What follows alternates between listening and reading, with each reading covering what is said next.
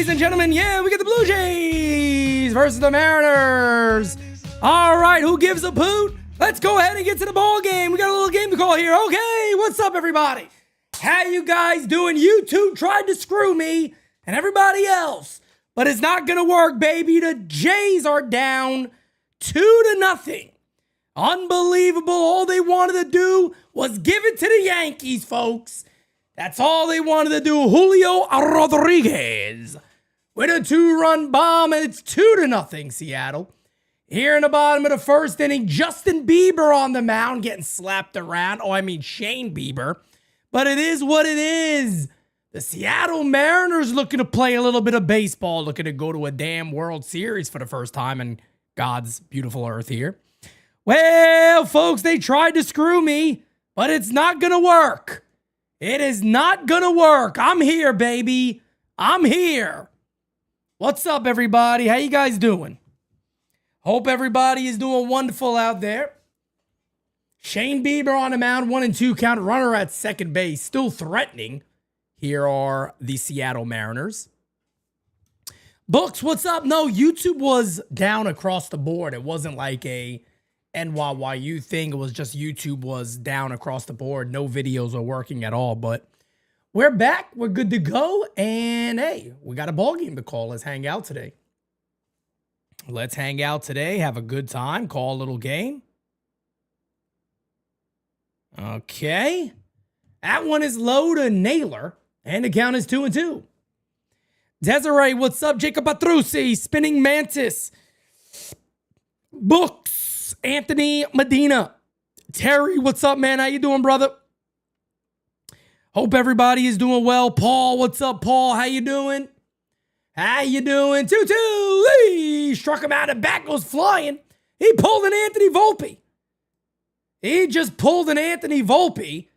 The very, very strange swing and a miss, strike three, bat fly.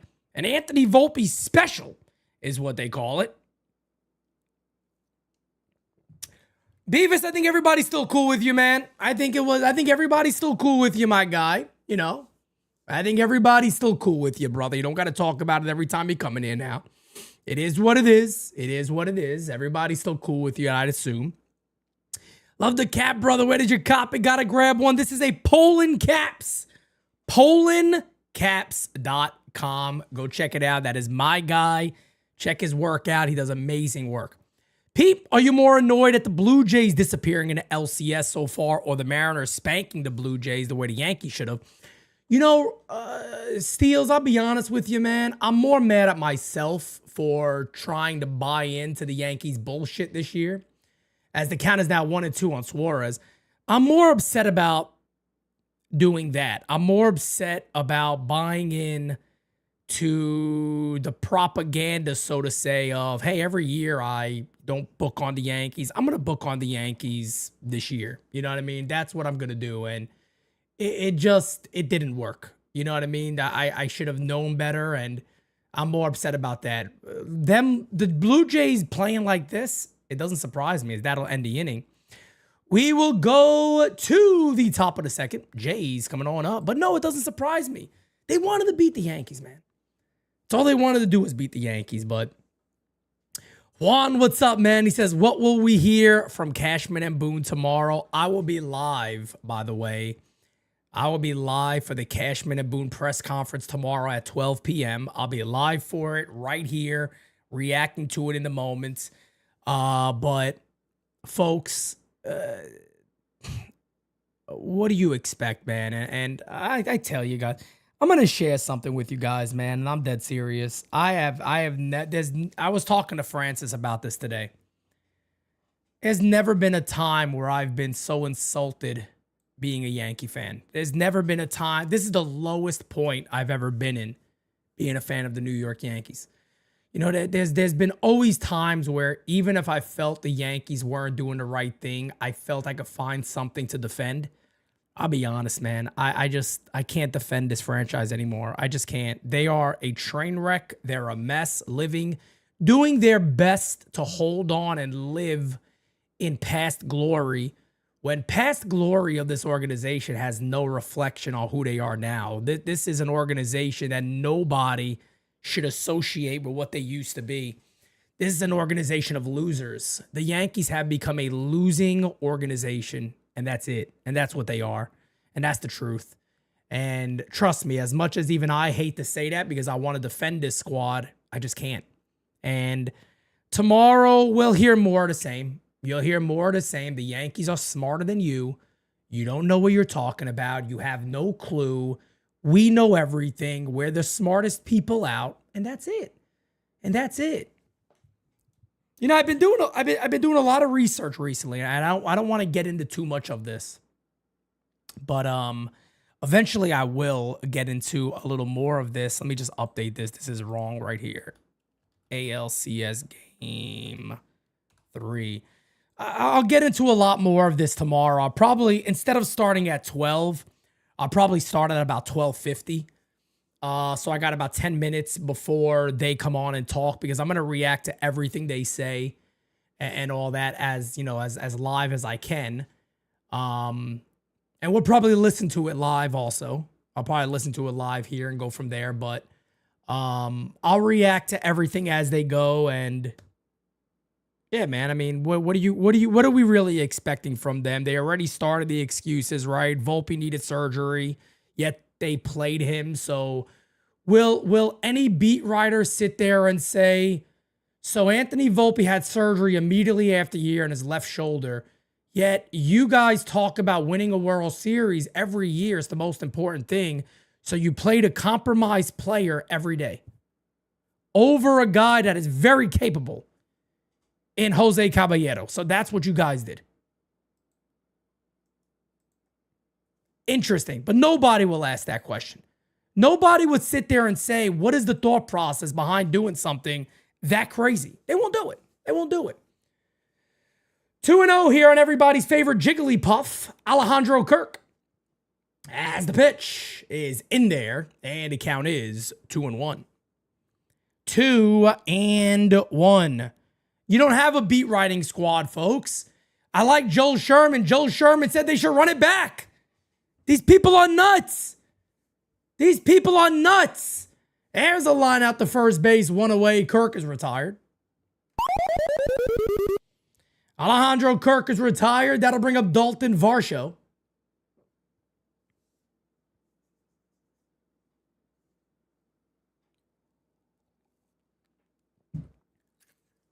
Dalton Varsho will be the batter.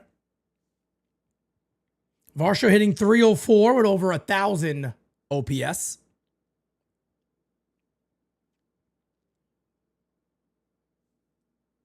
The Blue Jays are not a bad team. The problem is the Blue Jays blew their load against the Yankees because they wanted to defeat the Yankees badly. Let's be honest. That's all they wanted to do.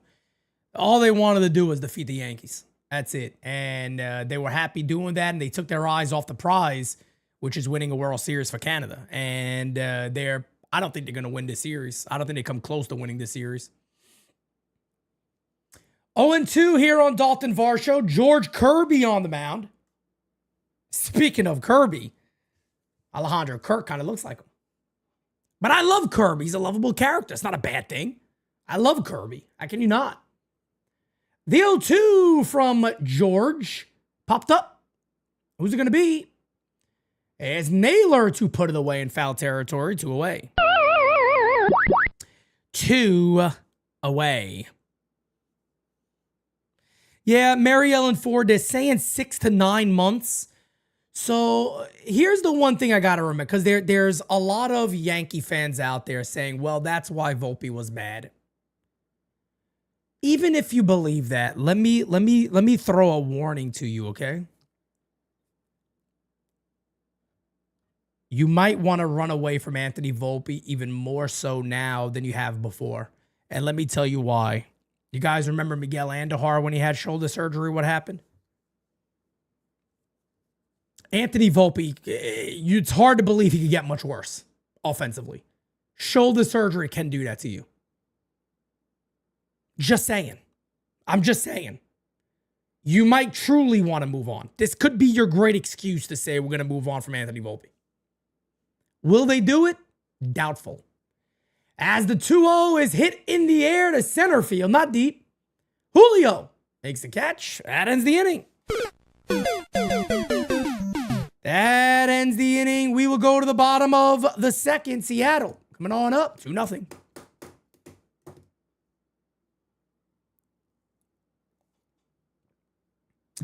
DJ Steels, again, man, I've said it. I got a short coming out, actually, I was working on right before this, that I'll release here fairly soon, that I was working on right before we went live here. It's very easy for me, man. It's Bo Bichette. There's a lot of Yankee fans out there that want to talk about, yeah, but his defense, Pete, his defense, bro. Shut up. Shut up. That's why you got Jazz at second. That's why you got that's why you got McMahon at third base. That's exactly why. That's why. PEB Music says Miguel Andujar is a bad comp. No, he's not. Yeah, Miguel Andujar is good now. Look when he got injured. Look at his years after injury. Miguel Andujar was not the same player after he had shoulder surgery. It took him years to be the same player again. It's actually a perfect comp. It's a very fair comp. And Volpe was never Miguel Andujar's rookie season as a Yankee. He was never that good of a hitter. It's a very, very fair comp. That's your lead as a right-handed batter. That's your lead arm. That's your lead going into a pitch to square a pitch up. You need that left arm. If that shoulder's compromised, you might want to run from Volpe right now. It's a very, very fair comp. Rod Thompson with the super chat. Rod, give me 1 second, man. Let me, I don't think I transferred this over so I could pull up super chats here. Paste that. There we go. There we go.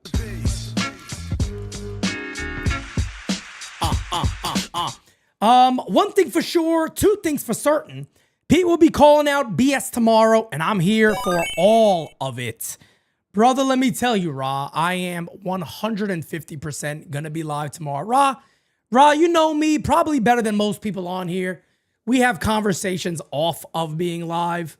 Let me tell you right now, man, I am fed up with this organization. Ra. Fed fucking up.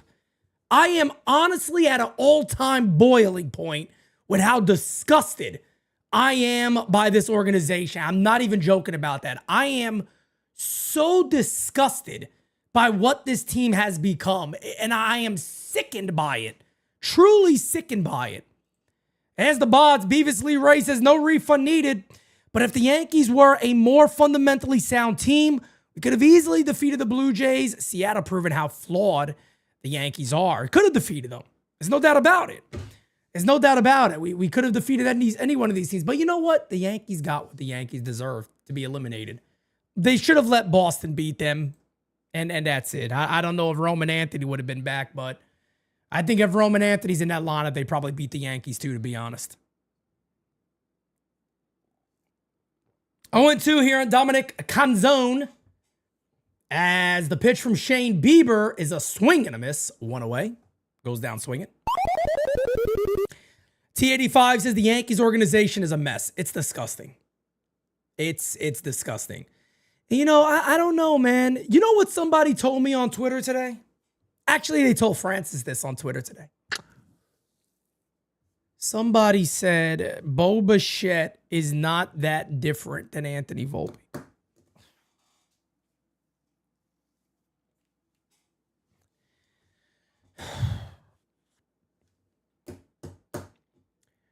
This is why the Yankees get away with stuff like this, because you got fans like that actually exist. These are real living human beings, folks. Pitch is a call strike. The count is 0-2. These are real people, by the way. These are real living, breathing organisms that say things like this. Well, it's not that big of a difference. Not big of a difference between the two. Hey, struck him out. 2 away. That was quick. Victor Robles down. A jerk-off, Benjamin. A jerk-off said that. Somebody that belongs in the... Put him in a fucking bedroom. Get him out of here. Come on. That's who said it. But I also had a lot of people come out and go, but Pete, his defense is arguably a little worse than Volpe. They're kind of both poor defensively. if you go by the numbers. And I'm sitting there saying, guys, would anybody be mad with Volpe's defense if he hit 3-15? Would anybody be mad at Volpe's defense if he had 190 plus hits a season? No. These people are nuts. They're psychopaths. Insane. 1-1 here on J.P. Crawford. Number 9 hitter for the Mariners as the pitch is inside 2-1. 2-1. Guys, smack that like, hit that sub like you've never done before a day in your life.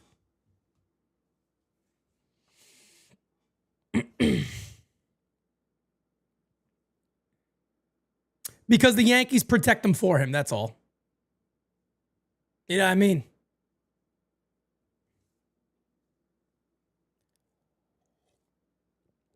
Three and one here on J.P. Crawford. I told you guys, Simon, I'm not gonna sit here and knock any other, body out that has given their takes and their opinions online and things like that. I'm not gonna do that because I always say I respect anybody who puts their face out there and makes videos. I do. I truly do respect that, but I will say this, as the 3-2 incoming is a swing and a miss, strikes out the side. That'll end the inning. We go to the top of the third. Blue Jays coming on up. I will say this, man. I will say this. A lot of people feel that if they say anything poorly, if they say anything poorly at all, they will never have a chance to work. A lot of these young kids, don't get me wrong. A lot of these young kids, they want to work for the Yankees and they have dreams of that. And that's fine. That's okay. I'm different. I'm different than that. If the Yankees decided that one day, hey, we want to really work with Pete and NYYU, it'll have to be at certain terms. Because I say this all the time, and some of you don't believe me, and that's fair. I can't do anything I don't enjoy doing. If I didn't enjoy doing this, I couldn't do it. If I had to sit there and tuck my fucking ball sack away and act like Andy Martino, I could never do it. I can't be that guy. I wouldn't be able to bring myself to do this every day. I can't. I can't do it. I'd have to sit there and tell the truth. If I can't tell the truth, I can't do what I do best. It'll be boring. I would suck. Put it that way. You guys would not want to tune into me. It's that simple. That's that simple, man. And the other thing that I always find to be so weird is people feel like if you love a team, you got to be overly positive. No, you don't. No, you don't. You don't have to be overly positive. Like, I never heard that. You got to be able to sit and just tell the truth about your team. I want the Yankees to be great. I don't think they could do that with their current people. I don't think they can. I really don't. Yeah, Casper, I mean, a lot of people, they go, well, Pete, if you got offered a lot of, okay, great. If I got offered a lot of money by them, what makes you think I wouldn't be offered a lot of money by somebody else to keep being who I am? I say this all, Rod Thompson, I said this to him, I said this to many people. In my life, right, I've never been rich, ever. I've never had a lot of money. Money is not my main reason of doing this right now. Eventually, hopefully it gets there where I can really blow this thing up. That's not my main reason. I love to do what I do. I am not a person, folks, that could be different and do it well. I can't act that good. I'm not that good of an actor. I'm really not. I am not a good actor. Just not. I'm a really bad actor. Trust me. I can't do it. Yeah, I mean, the X-Wing, there you go. I mean, talk batting average doesn't matter. Okay. Yeah, batting average does. Yeah, okay, yeah. Anthony Volpe's great. Pete, what do you use for your subscriber count? Actually, it's just a window based off of my YouTube analytics page. And I just have the window up and it goes automatically when it goes up and down and all that. Okay, top three, 2-0. That one is lined to left field. Here's a base hit for Ernie Clement, who just keeps on hitting. He's going to have a leadoff double here for the Blue Jays in the top of the third. Ernie Clement batting .500.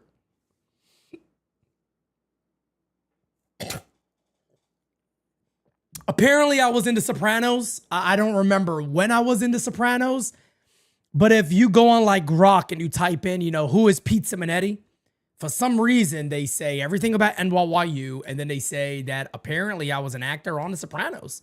I don't remember being on The Sopranos, but apparently I was, yeah. John McMahon, of course Boone is returning, man. Come on. He's the greatest manager in the world.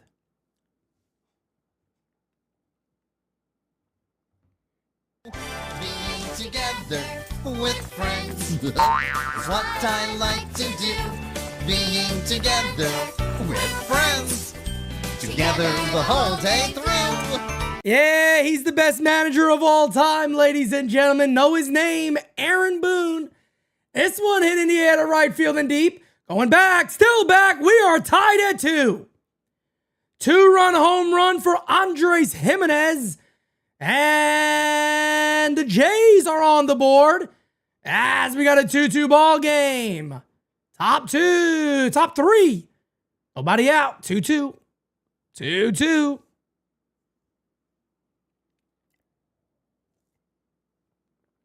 Who would I rather have instead of Aaron Boone? A frog, a chicken, a turkey, a cow, a broom, a mop, a Swiffer, a dog, a cat, a bird, a pigeon, a cleat, a Timberland boot, a sneaker, any type. It could be New Balance. It could be fucking Feli. I really don't care. Dirt, rain, a pile of shit, a ground turkey, chuck roast, chopped up peanuts could be better than air. A fucking Christmas tree, a penis, a vagina, a hat, a cowboy boot, Bobby Heenan, a softball, a baseball, a pack of gum, a pack of mints, chicken wings, crackle nuts. I'd have anything out there right now instead of Aaron Boone and the whole clown show that is the New York Yankees. Chi Gonzalez, scratching a fat guy's back, could be the new manager of the Yankees and run the whole show, and I'd be more excited. As the 1-2 incoming, pitches hit in the air to right field, popped up down the line, catch will be made.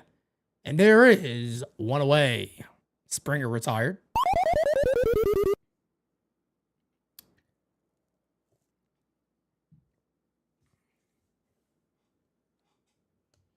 Yeah, Day of Doom, man. Francis had an unbelievable point. Look, because I've said this in the past. Hey, Hal does spend money. You can't say he doesn't spend.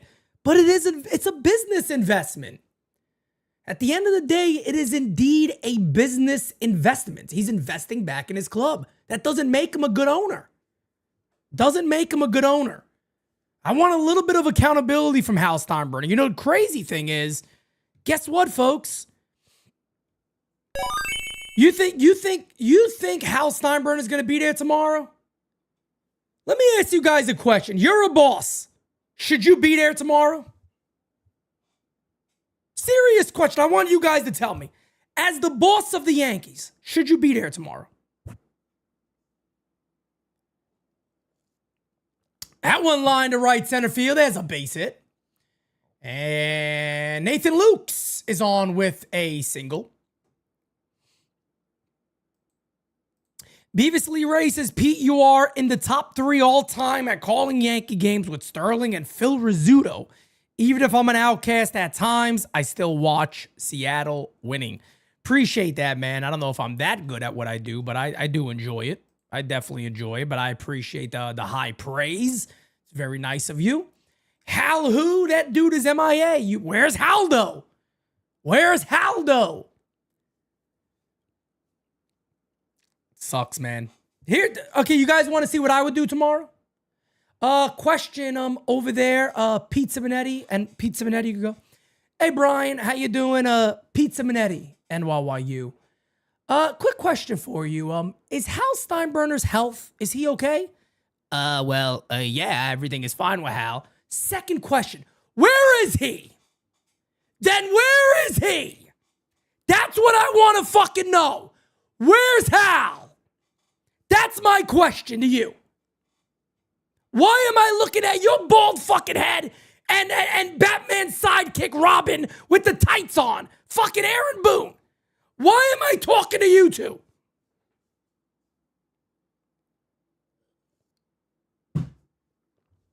Pitch outside. 1-0.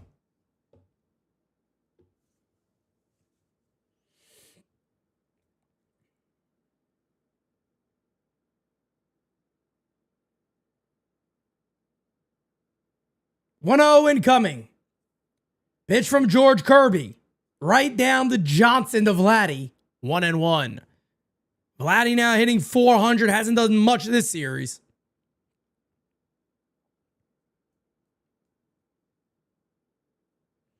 Caleb, that's a true story. I've talked about that a lot on here. I will be covering the World Series, yes. As Vladdy gets into it, just misses a 2-run homer. Off the wall to left field. Second and third here for the Blue Jays. One away. Maybe I was the Blue Jays' good luck charm. I might have been the Blue Jays' good luck ever since I logged on. They're tearing the cover off of the ball. Look at this. Look at this.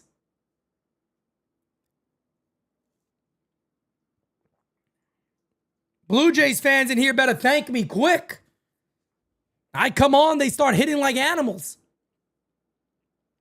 But yeah, Caleb, I talked about that a lot of times. Hal Steinbrenner wanted Steve Swindle to be the owner of the Yankees. Think about this. Guys, think about this. A lot of you out there like me, we have children, right?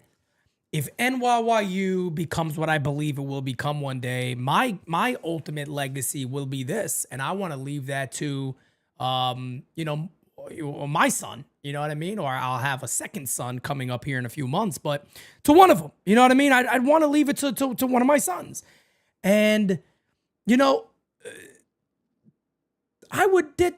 not a part of me where I could even fathom the idea that it'll get to a point where one of them wouldn't take enough interest that I sit there and go, well, maybe I'll give it to somebody else.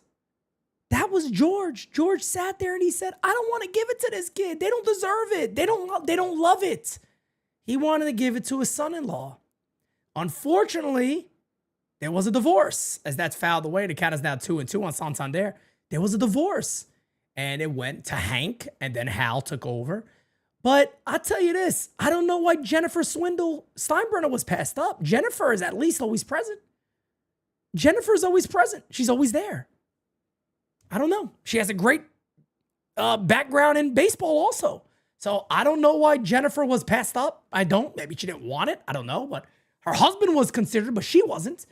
And I really do. At the end of the day, I wish she had a louder voice. I really do. I wish she had a louder voice.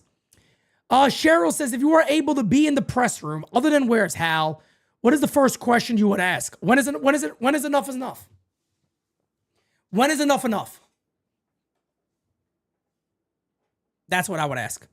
In all seriousness, all jokes aside, sometimes guys, I joke around with I make it fun with the where's Hal stuff, which is obviously legitimate. 3-2 is hit on the ground to first.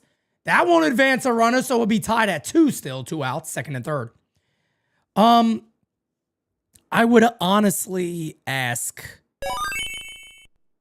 what is Seattle's ballpark called? Hold on 1 second. Seattle's ballpark is, oh my God, I can't think about it right now. Oh my God, I can't think of. Guys, help me out real quick. Seattle's ballpark, the name. How can I think about this? T-Mobile. Thank you so much. Thank you so much. T-Mobile Park. Thank you, guys. I appreciate just helping Jira out real quick with something. Safeco. Is it Safeco? It's Safeco, isn't it? Is it now T-Mobile? I thought it used to be Safeco. T-Mobile is what it's called now. Okay, so it's T-Mobile Park. Starbucks. Yeah, wonderful. But no, in all seriousness, as Danny, I'll get to your super chat here in a second.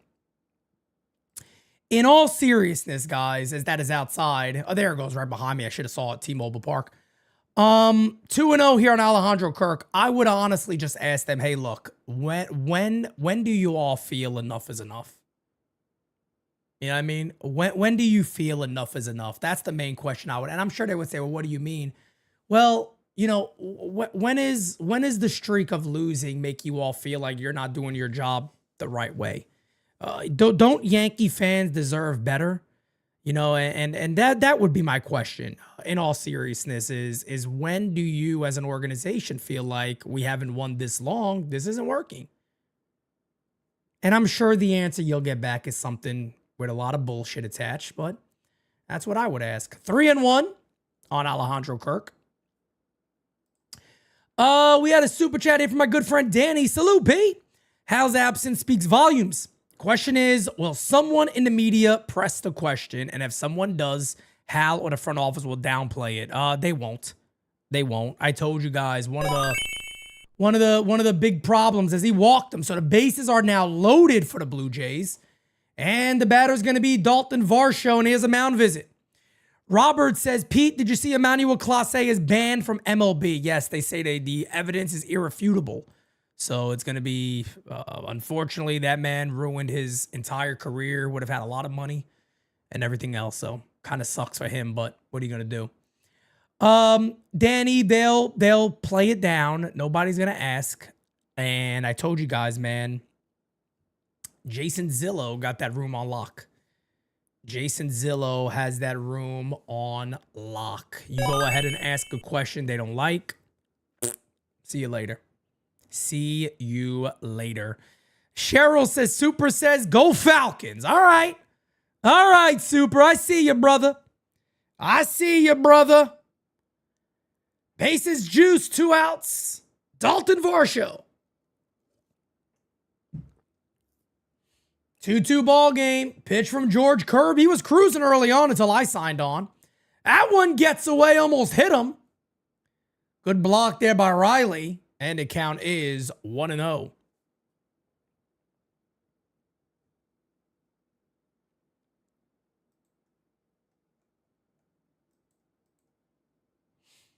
Yeah, he started off so good until I decided to sign on, and then he's been dog shit ever since. And I blame me. I blame myself for it, damn it. Yeah, just blame Pete. Why not? As the 1-0 incoming, bases juice, swing and a miss, but this one gets away. And that is the way the Jays will take a 3-2 lead on a wild pitch by George Kirby. They're wondering if this ball was fouled away. They're looking to check potentially. I don't think it was. Definitely looked like he swung and missed. Let's see. Yeah, he completely missed that one. That's not a foul ball. Completely missed. And again, that's a play right there. To be honest with you, Cal Riley has to have that. Riley got to block that ball. You can't go glove first on a ball like that. This one is smacked to right field and deep. Going back off the wall. And the Blue Jays are going to take a nice lead. Dalton Varsho makes it 5-2 Blue Jays here in the top of the third. Man, I've been a good luck charm. I can't believe it. I should sign off. They got Pete Simonetti back. They said, oh, Yankees on. Fuck him. Let's make his night miserable. They said, let's make Pete's night a living mess here. Dalton Varsho, man. I said when they got him. I tell you what. Dalton Varsho is one of those guys, right? When I was a big advocate, by the way. That's hit on the ground at second base. That will end the inning. We go to the bottom of the third. 5-2, Blue Jays lead. I was a really big advocate of the Yankees going after Dalton Varsho, you know, when they had him. I got to be honest with you guys. After the deal was made and he had that horrible first year, I said, I ain't going to talk about Varsho no more. I said, I'm not going to talk about Varsho no more because he sucked in year one. But in year two, he had the injury, but he's really become the player that a lot of people thought he could be. It's a guy, by the way, that could be a 30-plus home run guy, you know, bat a pretty good average, walk, steal bases, play a great center field. Really good player. He is. He's a really good player. I got a 100-pound German Shepherd driving me up the wall here. I got to bounce. Books. Enjoy it, brother. Enjoy it. Enjoy it, my friend. Bottom of the third, coming on up, Felix Nunez says, is it wrong that I root for Vladdy? Great player. No, it's not wrong you root for him. If you guys remember in the offseason when Soto went to the Mets, I was saying, damn, if they end up trading that dude, you got to try to figure out a way to get him. I love Vladdy. I was hoping Vladimir became a free agent. He's a great ball player. You can dislike him all you want, but he's a great ball player.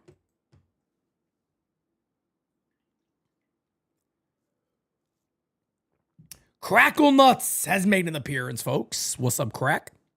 How you doing, my guy? Smack that like, hit that subby, folks. If you have not, appreciate you. Oh, my goodness. Bottom three coming on up. Randy Rosarina, Cal Riley, and Julio Rodriguez coming on up. Ah, man, I tell you. Alex, what's up, brother? How we doing, fam? El Diablo. Just say Cracklenut's name and he appears. I tell you what.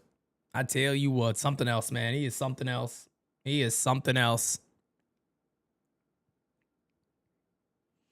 Celia says, I don't know. I think it's hard to say. Hal doesn't care at all about winning. I find that hard to believe. Well, it's not too hard to believe, to be honest with you. Where is he?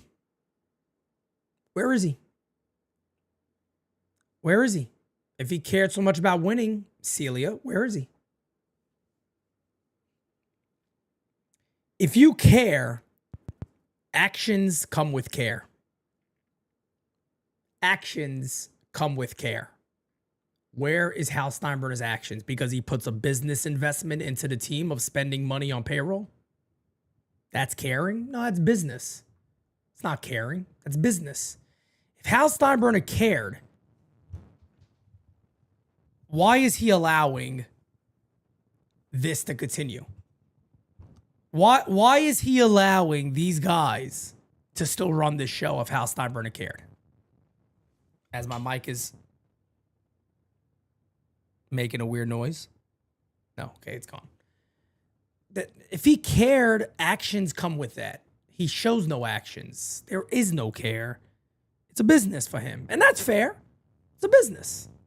He sees it as a business. That's it. Cute.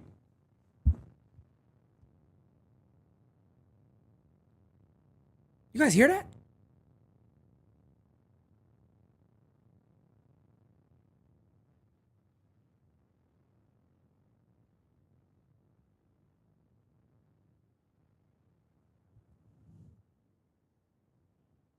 Hello?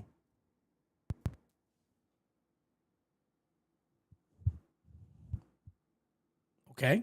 One away. Two away, excuse me. Two away as Riley pops up. That'll bring up Julio Rodriguez. Julio getting hot at a good time. He's getting hot at a good time here for the Mariners. Cheryl says, hey, Pete.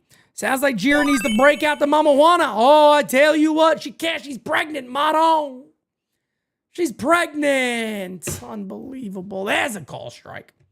And the count is 0-1. Dr. V, congratulations on your Los Angeles Dodgers going back-to-back. They're doing it right, brother. They're doing it right. I was upstairs explaining to Jira earlier how the Los Angeles Dodgers are actually doing it the right way when you got a team with money, a farm system, and all that. They're doing it the right way. Hate them or not, they're doing it the correct way. Good for them.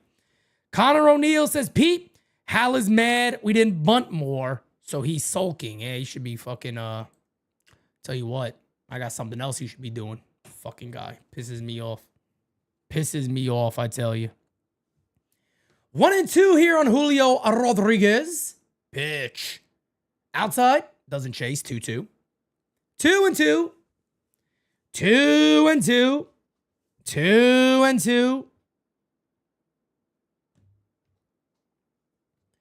2-2 from Rodriguez to Rodriguez. Hit on the ground softly. Bare hands. No play. Infield single for Julio. He'll stay hot. That'll bring up Polanco, who's been really good. He's been really good. Day of Doom. It's a tourist attraction, brother. It's a tourist attraction. People get mad at me, right? Because they go, Pete, but you know, you never tell people not to go to games. You know, I'm not going to tell people how to spend their money and live their life. That's not my job. At the end of the day, I continue to say this, and I'll say it and say it and say it and say it again. Yankee Stadium's a tourist attraction. You don't got your Pete Simonettis of the world, or Day of Dooms of the world, or Connor O'Neal's, or Dave Rice, or anybody that's in these chats every day going to the stadium spending thousands of dollars every single day. You don't get that. You don't get that at all from regular Yankee fans. It's a tourist attraction and corporations. And there you go.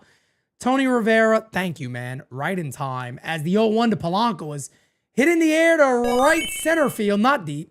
Catch will be made. That will end the inning. Where we at? Who said that? Where's my guy at? Most of the tickets go to tourists and corporations. Exactly right. Exactly right. Aguilar losing to the Gigantes 1-0. Okay. I don't know if I'm going to be Team Licey. I might go Licey all the way. I tell you the truth. My best friend is Licey, Juan Soto. So I might have to become a fan of Licey, to be honest. Now, I've been pushed in certain directions. You guys know I got a couple of Dominicans on this team. And they've been pushing me certain ways. And like, Pete, come on, you got to come here. No, you got to come here. Francis is Licey. I might have to become Licey myself. Jira's Licey, so I might have to be Licey all day. But we'll see. We'll see what happens eventually. Dave Rice, I want to address that. That's a great question, Dave. Dave said, Pete, you know, what do you mean? You know, what are the Dodgers doing that are correct? Well, the Dodgers are doing a lot of things that are correct, to be fair. They really are. The Dodgers develop a farm system. They're not scared to use those guys, one, or they're not scared to trade those guys. The Dodgers go out there and they don't settle for the second best player. They don't go, well, you know, that's a lot. We don't really need that. Let's get this guy.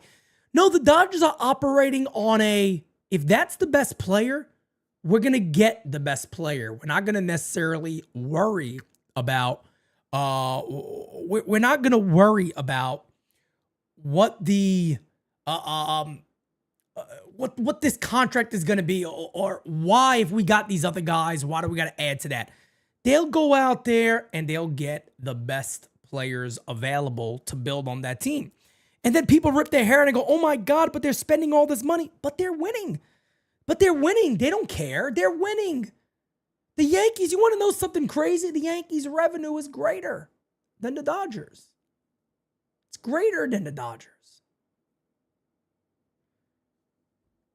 Pete, why do you think other teams don't do deferrals like the Dodgers? Can I tell you why? You ready for this? This might offend some people. You know, and again, it's not teams who do it. People got to remember this. Teams can't do deferrals. Do you know who accepts deferrals? Players. Do you know why players accept deferrals to play for the Dodgers? Because the Dodgers have built a culture of winning. That's why they're willing to say, I'll take on deferrals to be here, because they're winning every year. So players go, I'll get my money. That's fine. Spread it out. I'm okay with that, because they're winning. So if I want to go somewhere to win now, I consider the Dodgers. No doubt about it. I consider the Dodgers. You got to be nuts not to. It's that simple. It's that simple. It makes sense. The Dodgers also adjust. There you go. They got a platoon happy for years. It got them to the playoffs, but not the big prize. Once they eased off platooning, they reached the level. That's how it works. That's how it works. That's exactly how it works.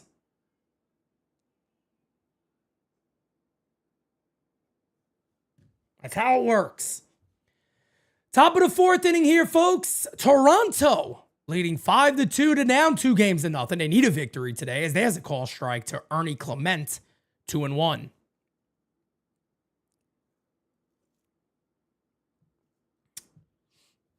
McMahon was one of the only people that showed up. I like Ryan McMahon. I don't have a big problem with McMahon. That's the reason why, you know, I'm making this push for Bo Bichette. Now, let me just say something. When I talk about Bo Bichette, let me tell you guys let me tell you guys something.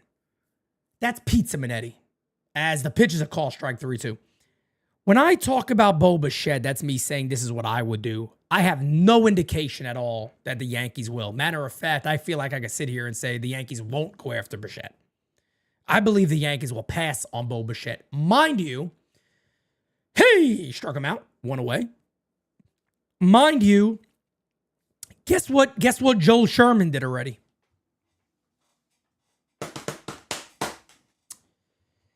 Joel Sherman already did it, and they're going to keep doing it.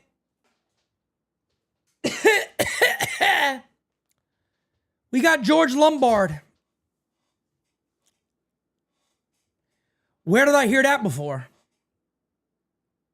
That's the Yankees. See, there's the difference between the Yankees and the Dodgers. There's the difference. Swing and a miss, 0-2. Folks, you can have Mickey Mantle in AAA. Okay? You could have Mickey Mantle in AAA. Mickey Mantle should not prevent you from adding to your club, because if that player, that prospect is that good, they will find a spot. I promise you that. They will indeed find a spot. Hit on the ground, foul. The count remains 0-2. But yeah, they've already started it. Nah, you don't want to do that because they got this guy in the minor leagues. Yep. They've already started it. That pitch is fouled away, and the count is 0-2 here on Andres Jimenez. He got the scoring started with a 2-run home run in the top of the third.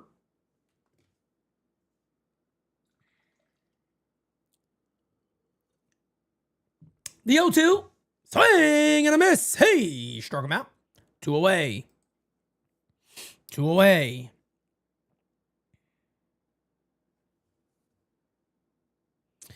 Yeah, Joel Sherman is the first one that already said run it back. Run it back the way it is, folks. Run it back the way it is. That's what they want to do. Run it back.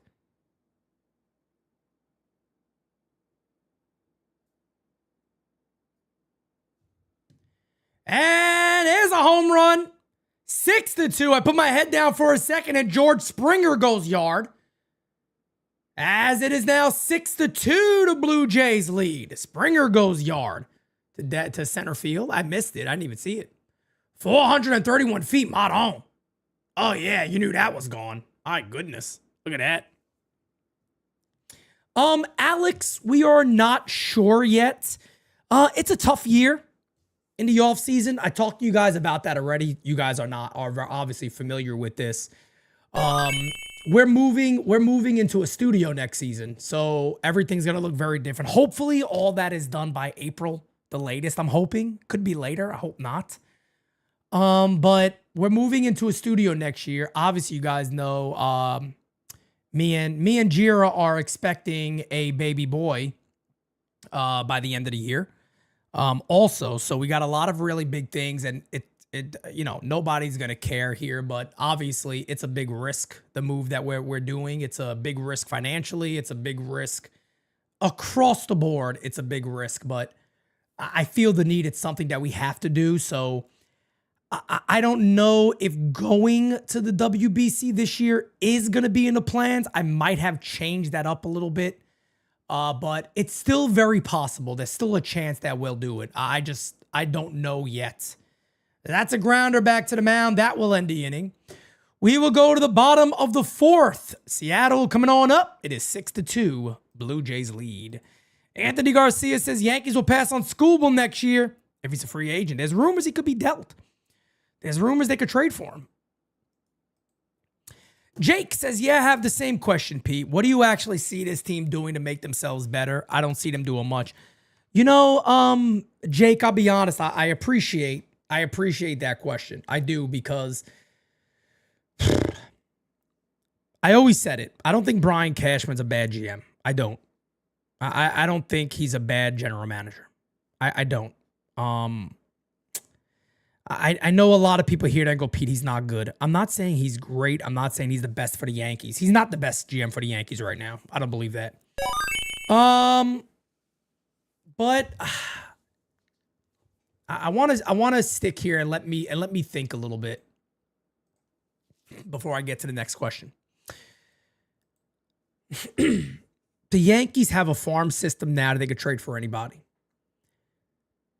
The biggest problem getting in the way of the Yankees, and when I say get Bo Bichette, I don't just mean that he's the only upgrade you could get at shortstop. There's other players out there the Yankees can target if they're available. And they could really trade for anybody. What the Yankees can't do, and this is their biggest problem, is they're like the boyfriend or the girlfriend that just can't move on. Hey guys, we're like oil and vinegar. It doesn't mix. Or oil and water. This doesn't mix. We don't mix. We're not compatible together. You got to move on for the best of everybody. The Yankees have a very, very hard time moving on. A very hard time moving on. And that's their biggest problem. That's their biggest problem. You know, if the Yankees didn't have McMahon at third base and Jazz at second base, I might say, yeah, Bichette's great. He's a great hitter. Do you want to take that? The defense isn't great. We don't have a good defensive infield. But with the Yankees having such a good left side, you know, you got McMahon, you got Jazz. I think this is the best time to go after a guy like Bichette. And eventually, if George Lombard is that great, Bo Bichette can move to third base. He has a good arm. He could move the third base at least, something like that. You could figure things out to make it work. Or you don't settle for second best. You go out there and you get the best. You go out there and get the best player available. So I can't sit here and tell you what I think the Yankees would do, because if there are trades available, I think they can make them. Are they going to spend money? I don't know. Do I think signing Cody Bellinger to 5+ years is smart? No, I think it's stupid. I think that's a big mistake. But we'll see. We got a whole offseason to go to see what the Yankees are going to do, as that one is fouled away.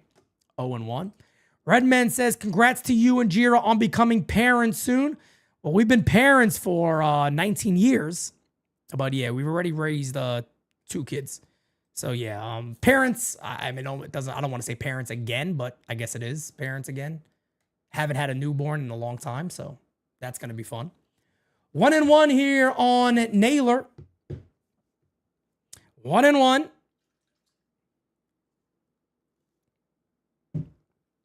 As the 1-1 incoming is lined to second base on 1 hop. Fields fires, got him, 1 away. Connor O'Neill says, if you had to choose one Bichette or Tucker, who do you go? I just find that to be very, very difficult because they're both so good. Tucker's tough because please don't mistake me here. I wouldn't be upset if the Yankees got Kyle Tucker. I wouldn't be. Problem is Aaron Judge plays right field and you still have 2 years of Big G. Now, is there a world where you can get Judge the DH a lot more against righties and have Tucker in right field? Yeah, Tucker's played a little bit of first base, but nothing, spectacular. I don't want Tucker in left field. I still sit here and say today, and you guys may disagree, and that's okay. The biggest upgrade on the free agent market offensively that the Yankees can make is Bo Bichette over Anthony Volpe. That's the way I see it. Miguel, I have no idea where's Hal, brother. No idea. No idea at all. 1-2 on Eugenio Suarez. 1 out, 6-2, Blue Jays lead. Bottom four. Aaron Boone will be back. The Yankees got rid of Mike Harkey and Chapman, their first base coach, saying there could be some more moves made, but yeah, I guess everything's going to fall on those guys, right? Luis Rojas could be replaced. The Baltimore Orioles are talking to Luis Rojas about their opening as manager. As the 2-2 hit on the ground to third base, Fields fires, got him, 2 away. 2 away. Smack that like, hit that subby, folks. Appreciate you guys. Got over 300 in here, 151 of the likes. Is there any good free agents besides Tucker? I've talked about two, Coming from Japan, and ever since, I'm not going to say I don't know if I'm the first person to talk about Okamoto, but ever since I brought up Okamoto, I've seen a bunch of videos about him everywhere, which I find fairly interesting. I talked a lot about Okamoto. I think Okamoto is an unbelievable fit for the New York Yankees. I think he's one of the best fits you can find, as that is fouled away. And Murakami is, here's something else about Okamoto that I love. He batted over 400 this year against fastballs above 93 miles an hour. That's a good sign for a Japanese player. They don't have everybody out there throwing 95 plus. He batted over 400 with fastballs more than 93 plus. That's the guy they should really, really target. And yeah, is it going to take you 5 or 6 years? Yeah, but he's that type of player you should go for. And let me bring up one more thing about Murakami.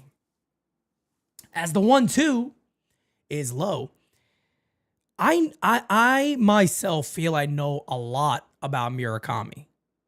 The thing I would love to know is, what do pro scouts say about Murakami in the majors? What would that adjustment look like? Do they think he'll be a better player? He might see more fastballs here as the pitch is fouled away. And that's something you got to consider too, is does Murakami actually get better in America? I know some people find that hard to believe, but it does happen. It does happen. They pitch very differently in Japan. And I would love to talk to a pro scout that does this for teams, because they do this. They watch the guys in MPB and how they would transition to the majors. I really do wonder how he would adjust, because as the 2-2 is popped up down the left field line, coming over, cannot make the play. And the count remains 2-2. But he's a guy that you wouldn't want to miss on if he's that good. Because Murakami really could be an elite player. I mean, he has such an amazing amount of power to all fields. Murakami hits the ball 425 to left field. He's a left-handed batter. He's that type of pop with ease. So, you wouldn't want to miss on a potential 40-plus homer guy. And maybe he gets better here. So that to me is one where I do have a tough time thinking about, because I would just love to know what pro scouts say. Aguilar leading 3-1. Okay, Kev is going to be happy.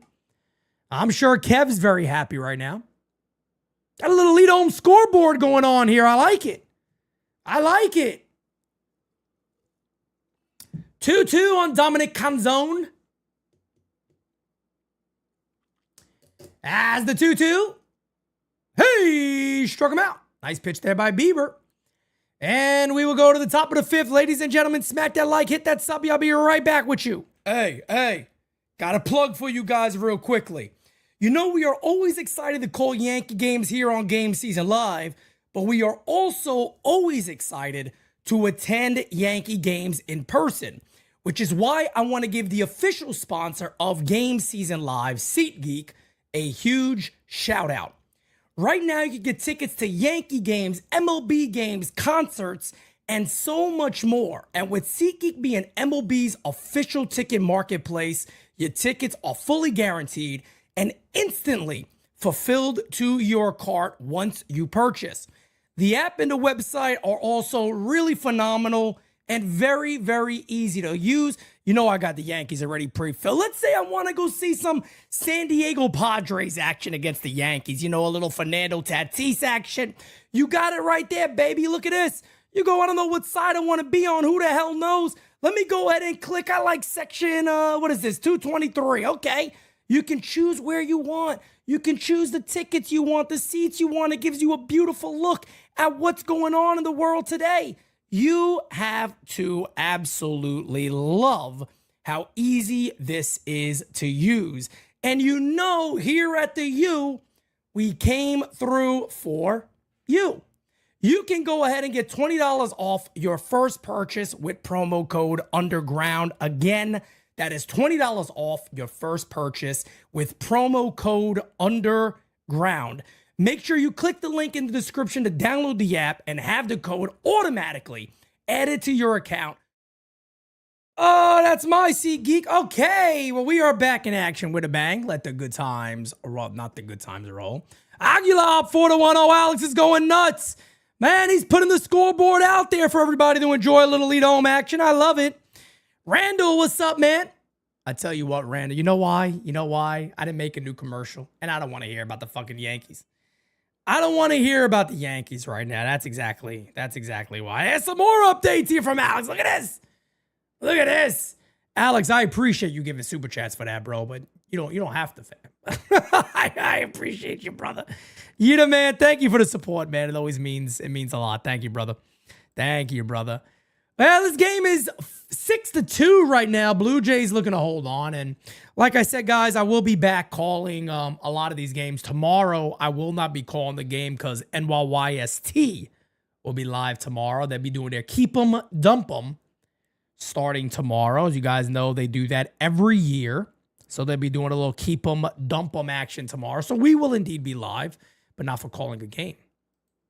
No game tomorrow, but I'll be right back at it. Okay, top five. Hit in the air to center field and deep from Vladdy. Going back. That's gone. 7-2, Blue Jays lead. Julio gave it a nice try at the wall. Blue Jays now up by 5 as Vladdy hits his 4th homer of the postseason. And just like that, 7-2 ball game. 7-2 ball game. Jays fans are going to want me to call every single Blue Jays game because every game I call, they win. I don't get it. Like, they were sucking the first 2 innings. I go live and they score 5 runs.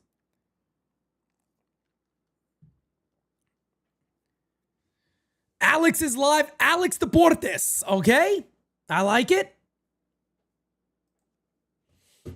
As the pitching coming to Santander is high, 1-0. 1-0.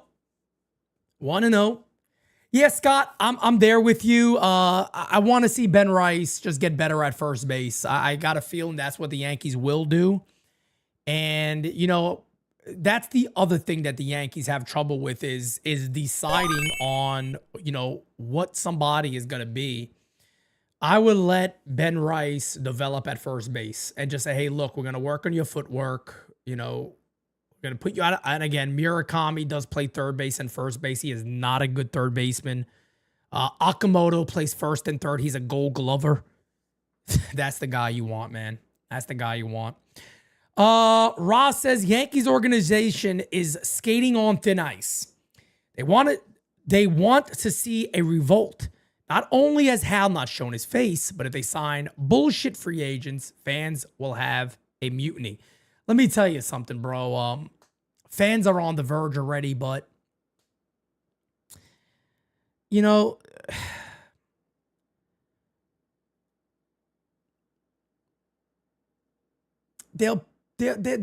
I'm sure the Yankees will make moves. Brian Cashman always does. Some of the moves we'll like, some of the moves we won't like. But again, it will likely be moves that don't address the true needs of this team. That's my concern, is that there'll be moves that you say, and go, okay, cool, that's a good move. Is they're going to have a pitching change here? Runner on first base. Nobody out. Santander walked. But that's my concern. That's my concern. Do I like Vladdy as a Yankee fan? I respect him being a great ball player.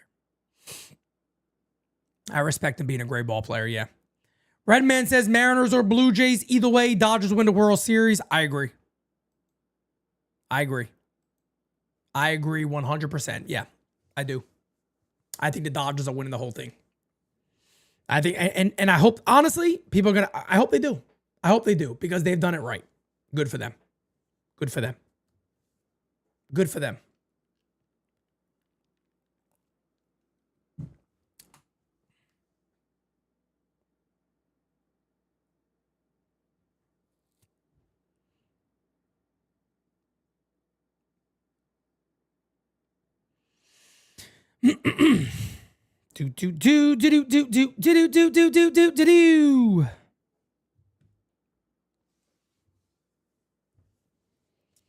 They went out and signed the best players on the market. Rod, they never settled for number twos. They never settled for number twos. They went out there and got the best players they feel, fit their team and make their team better. And they've proven it's worked.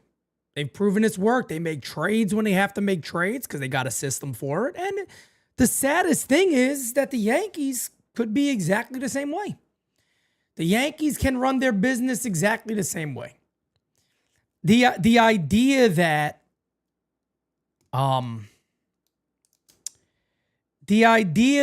you will keep running certain players out there or keep saying, well, we got, this guy in the minor league, so we don't go make this move. Let me tell you guys this. I've said this 100 times. I'm okay with playing the youth. I'm okay with giving them spots. I am. I've always said this. But it should never prevent you from getting your better players. It should not prevent an organization like the New York Yankees that got the money to do it. It should never prevent them from getting better players. And I always go back to this. When all the big shortstops were available, as the pitcher is now Vargas, Carlos Vargas in the pitch. If you guys remember when all those shortstops were available and people were getting mad at me because I said the Yankees, as Alejandro Kirk up the middle is a base hit. First and second now for the Blue Jays who don't stop hitting. They're up by 5 and they're threatening more. Nobody out. First and second. A lot of people got mad at me because I sat there and I said, I think it's putting unneeded pressure on Anthony Volpe because you should improve your short. If Volpe is that good, he will find a spot and they should give him that spot if he is that good, but shouldn't prevent you from getting better. And I remember saying that, and a lot of people came after me. Oh, Volpe's the greatest. He's the greatest. He's this, he's that. Come on, Pete, you're crazy. You don't do that. Why would you do it? And thankfully, David Cohn agreed. And David Cohn said it. He said straight up, I think it's unneeded pressure on Anthony Volpe, and I think it's a mistake not to go out there and add one of those free agents because he could find a spot. And that's all I said. And guess what opened up? Second base. Second base opened up. Could have had it. As that pitch is low, Kyle Rose says, please keep streaming every game. Jay's completely lifeless till you started streaming. It's true. I'm like the Jays' good luck charm. I don't like these fucks. But it's true. Ever since I went live, they can't stop hitting. And they felt the power. They felt the Yankee went live. And they said, oh my God.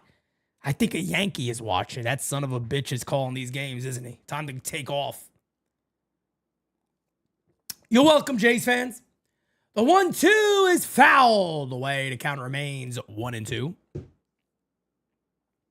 Count remains 1-2. Harper would have not been passed over if George was alive. Nope, he wouldn't have been. Harper or Juan Soto. George would have got Soto back here. You know what George would have did? I'll tell you something about George, man. This one has popped up. George would have straight up said, what's the problem? What's the problem here? What's the problem? Steve Cohen's biggest nightmare would have been George Steinbrenner right now. He would have seen it as a challenge. Hal sees it as okay, he's just another owner. George Steinbrenner would have seen it as a challenge. Good luck. Good luck. You might have more money than me, but good luck. D says, where is Hal Steinbrenner at a fucking pumpkin patch somewhere? With a pumpkin over his head like he should. He's a pumpkin himself. He's a pumpkin.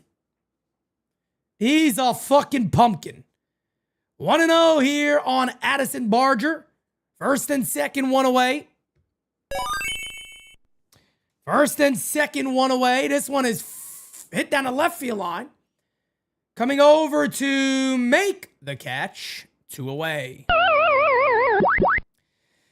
Beavis says, I saw Hal the other night under the EL in Kensington trying to get a new shortstop.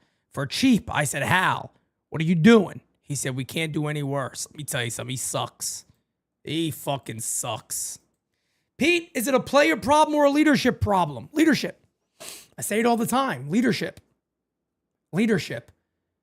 Leadership. The Yankees never, line to right field. There's a base hit. Ernie Clement will make it an 8-2 lead as Kirk is throwing it at third base. Runner scored in time, though. 8-2 game. That'll end the inning. We go to the bottom of the fifth. Seattle coming on up.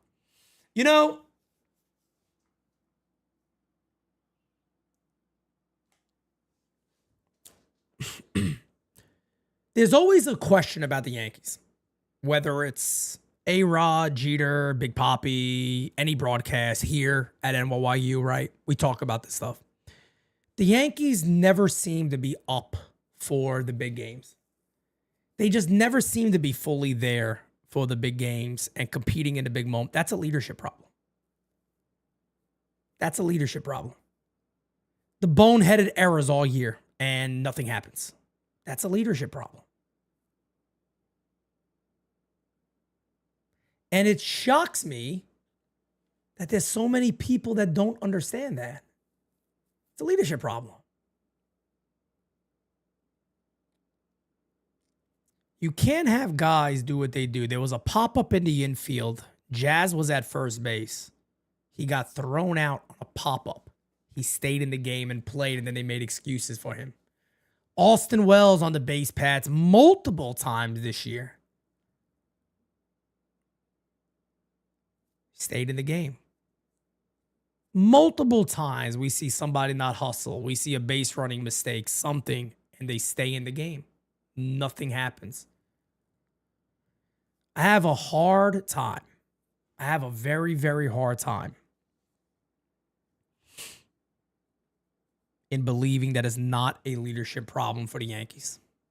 And don't get me wrong. You guys are correct, some of you. Freed didn't show up.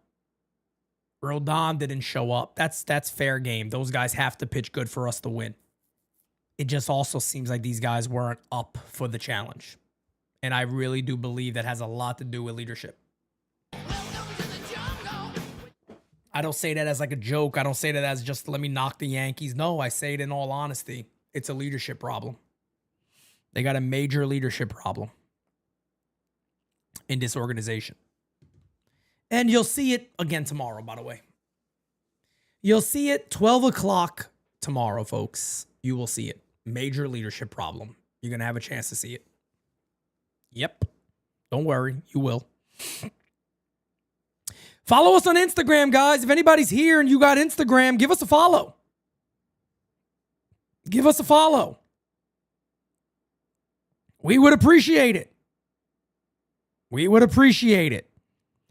Give us a follow. Let's see where we're sitting at now. We are 5 followers away from 9,300. Our goal was to get to 10,000 this year. I think we got a good shot at getting to 10,000. So give us a follow if you have not. We appreciate it.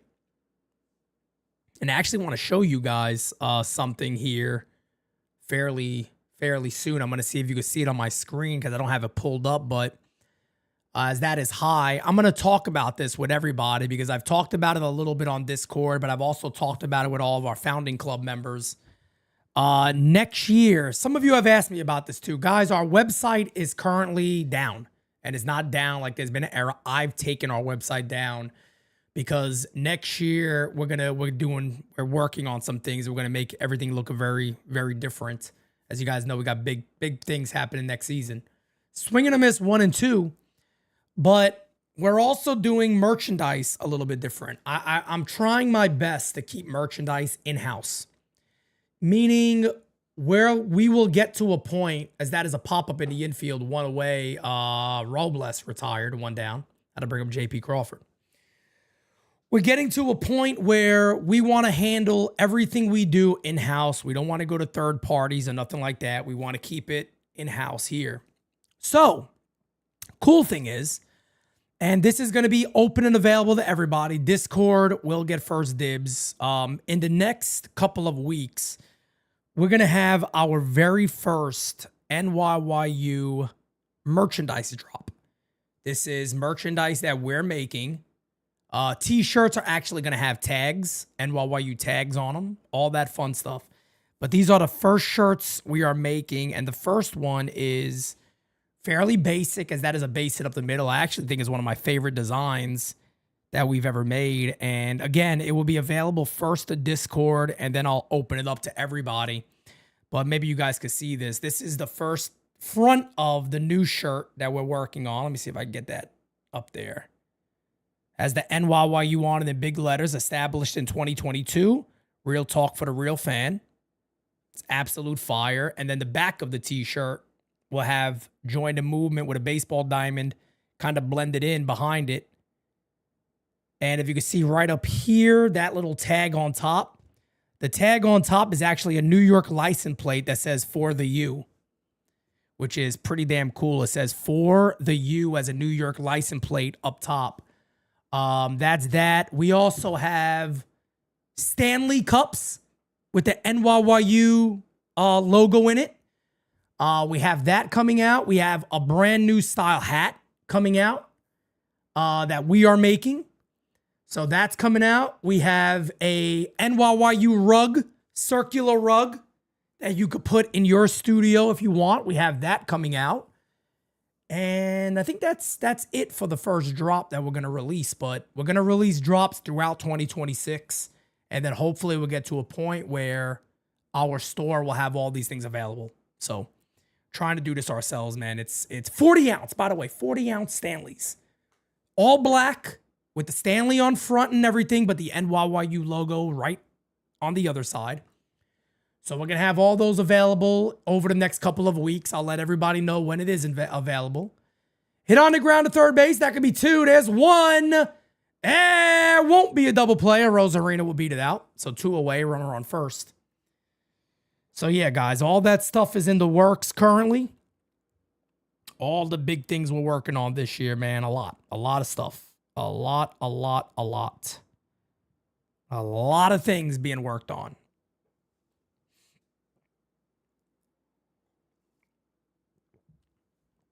I actually got a picture of the rug, too. Let me show that to you guys real quick.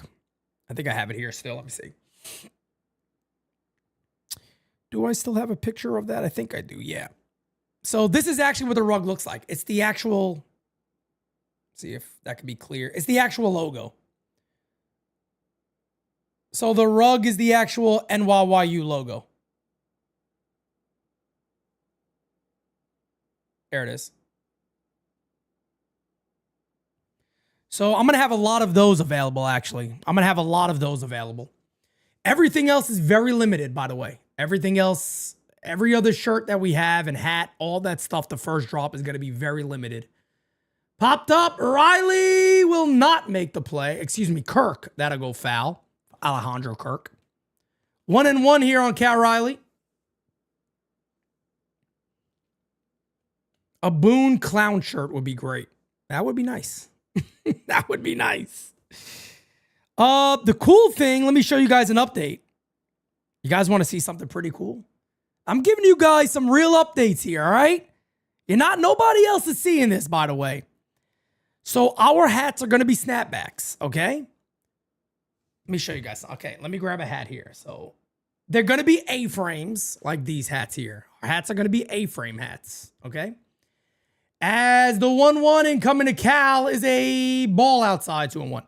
So they're going to be A-frame hats. They're going to be all black. They're going to have the white. The piece here is going to be white, right?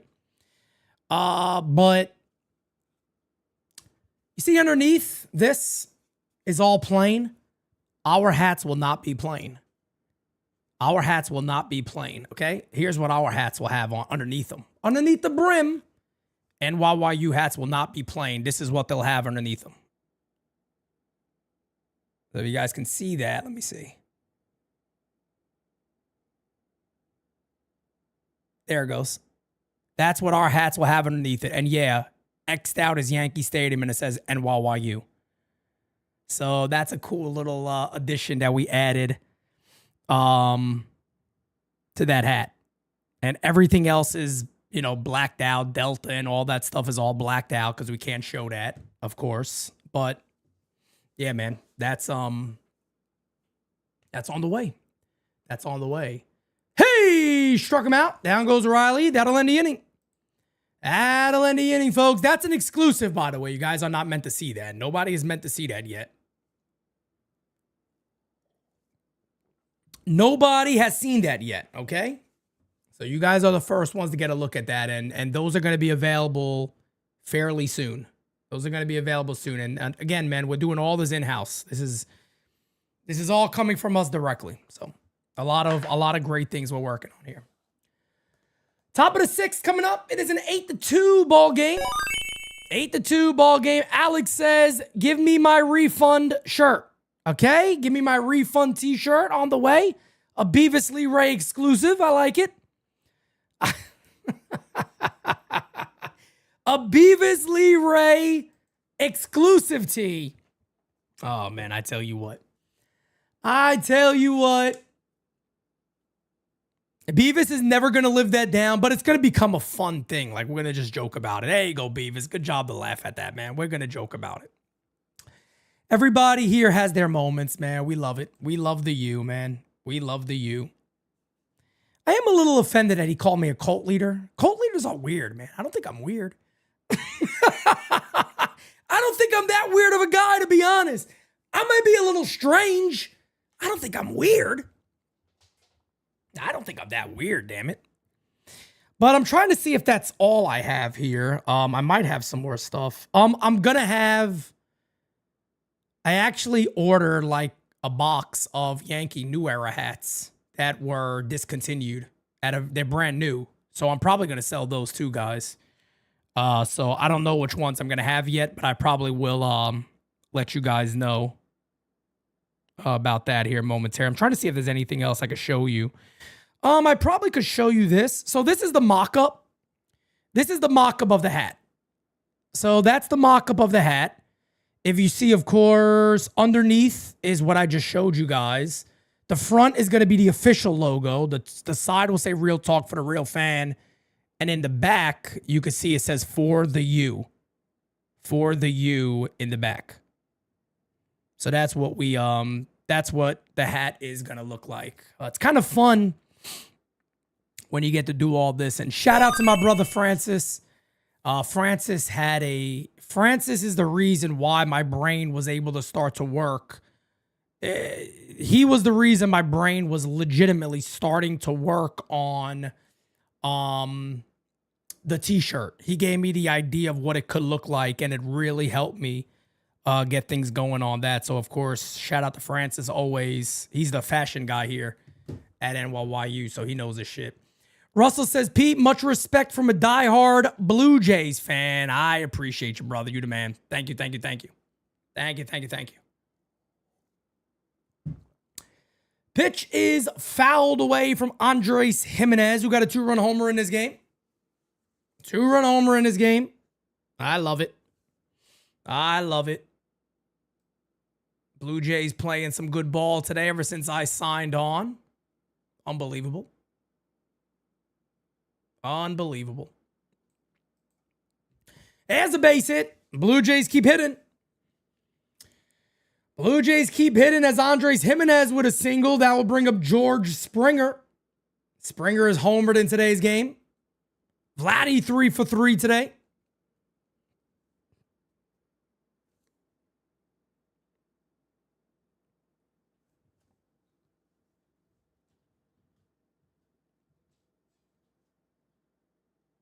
Okay, little Vladdy action.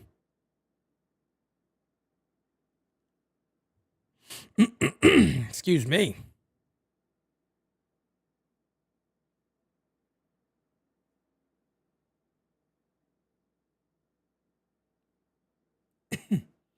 That is in there for a call strike. 0-1.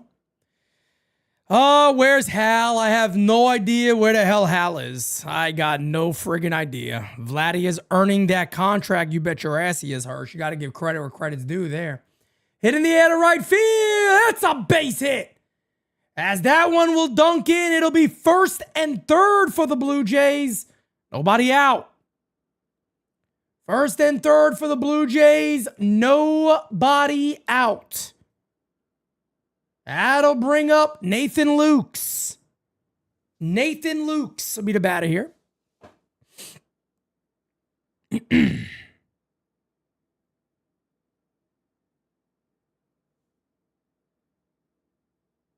Okay.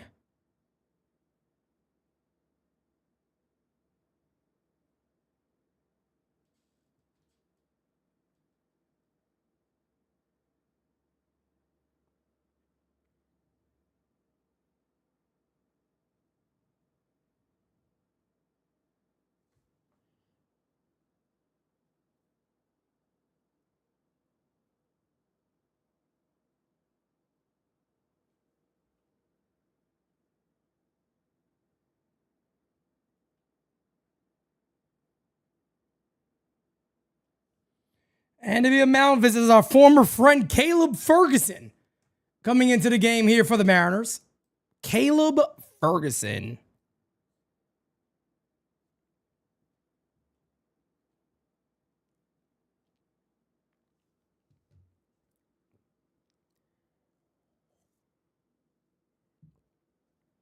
They finally found a lane for Caleb Ferguson. Yep, you bet your ass.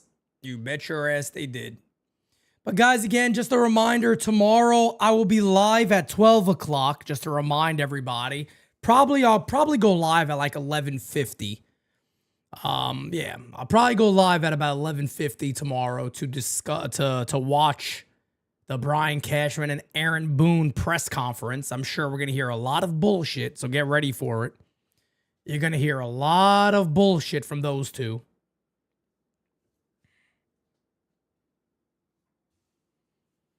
Unfortunately, you don't have good beat writers that are going to ask good questions. You know, and I don't know. Unfortunately, this is where we are as a Yankee organization, man. It sucks. It really does. It'd be a lot of bullshit. How about a Where's Hal t-shirt? Maybe. Maybe. We'll see. Top of the sixth inning. Jays threatening yet again.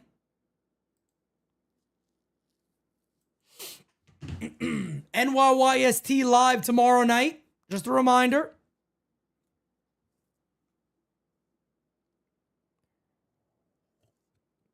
No doubt, Santander was terrible.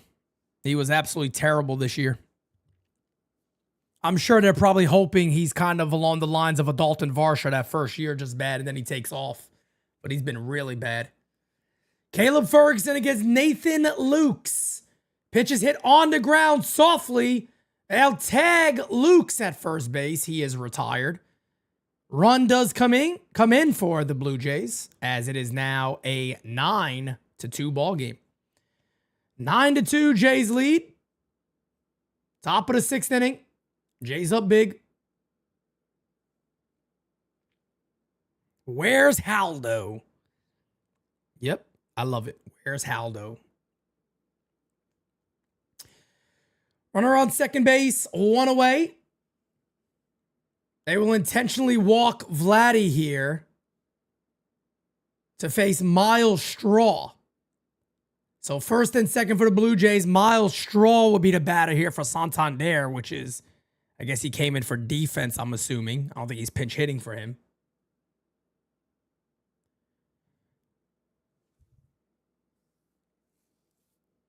Anthony, they should. They should. First and second, one away. You know, the crazy thing is, I see what Anthony just said there. The craziest thing is, I'm sorry, I see what Miguel Torres just said. Cashman going to say Volpe was hurt all year, so it doesn't count. Well, that's even more of an indictment on the Yankees about how bad they are. And that's the problem. That's the problem. You can't say, well, Volpe was hurt all year. You guys played him all year. If Volpe was hurt all year, why would you all let a compromised player play baseball when you had a good enough backup in Caballero? How can you sell the fan base that we do our best to win when you play the compromised player. Spoiler alert, you can't. You can't. 2-1 here on Miles Straw. The pitch is hit in the air to right field, foul, and the count is 2-2. 2-2.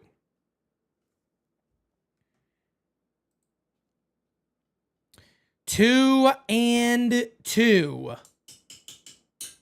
Busy day at the U tomorrow, folks. Again, going live for the press conference tomorrow. I'll be live at about 11:50. And I'll go through the entire press conference with you guys as this one is fouled away. And then NYYST will be live tomorrow night. They'll be doing their keep 'em or dump 'em. They do this every year, keep 'em or dump 'em. 2-2 here on Kirk. As the 2-2.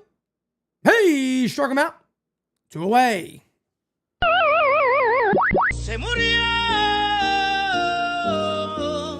Beavis says, will Hal make a statement tomorrow? I don't think Hal will even be there.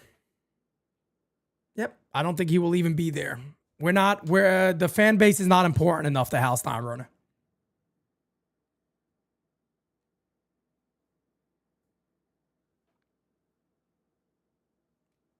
Here's Alejandro Kirk. As the pitch is low. And the count is 1-0. 1-0. Oh, I'm ready for the news conference, damn it. I'm ready for it. I can't wait to hear the bullshit. I'll be honest with you.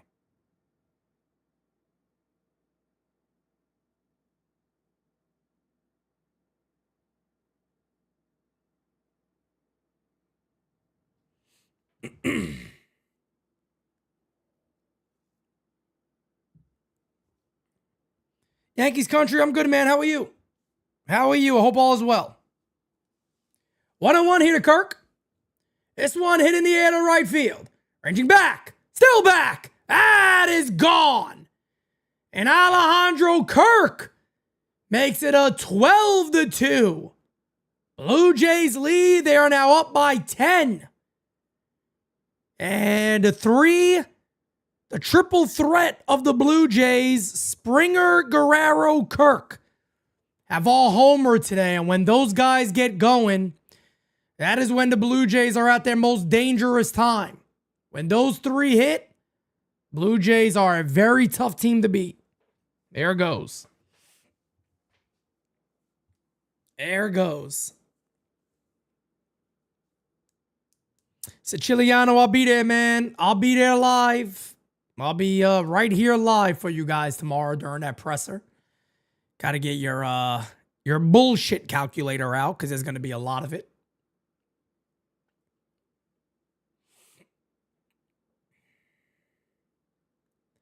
The 0-1. Line to center field. There's a base hit. Man, oh man, how many hits did the Blue Jays got today? That is hit number 15. 15th hit of the game for the Blue Jays. 15. Hey, I am happy to announce something. This is regarding NYYU for the 2025 year. It is October 15th. We got the rest of the month to go, and we got the rest of November and December. I am happy to say we are just about to pass our view count that we had all of last season. And last season, we went to the World Series. So I find that to be extremely impressive. And regarding that, I thank each and every one of you for all your support this year.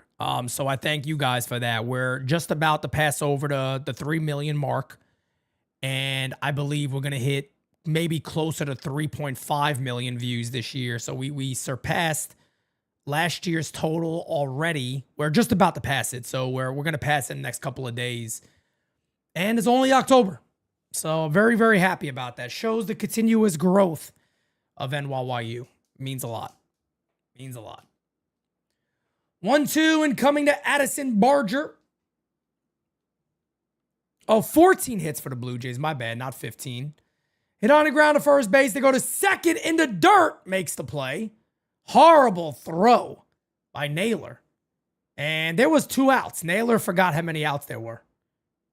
Naylor had no idea how many outs there were. He was trying to turn a double play with 2 outs. That'll end the inning. Bottom of the 6th coming on up. 12-2 ball game.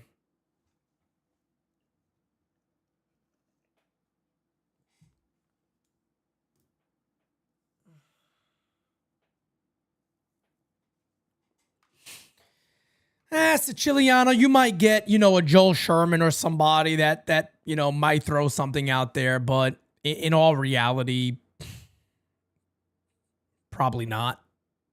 Probably not. Very, very rarely do very rarely do you see that much pushback on a guy like Brian Cashman. You don't really get it.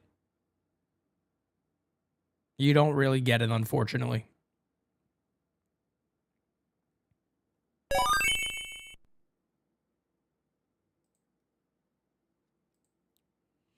Got a super chat here from my good friend Gates of Above. He goes, the problem Dodgers have, if they can beat the Brewers, their bullpen is a liability, and Ohtani has been bad all postseason. Hasn't hurt him. It hasn't hurt him yet. Say that much. It hasn't hurt him yet. Hasn't hurt him yet. So, I hear people say that, but it definitely has not hurt them yet at all. And on top of that, the other thing is not only has it not hurt them, if your starting pitching is as good as it has been, the bullpen really doesn't matter that much.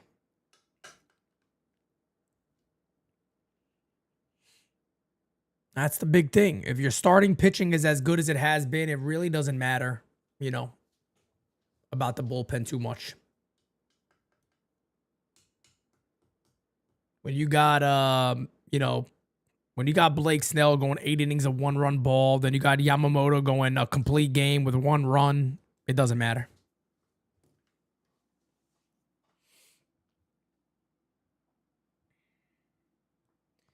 Bottom 6 coming up. Julio Rodriguez, Jorge Polanco, and Josh Naylor coming up. Ravishing Rude in the chat. I love it. I love it. I love it, damn it. Oh, he's simply ravishing, damn it.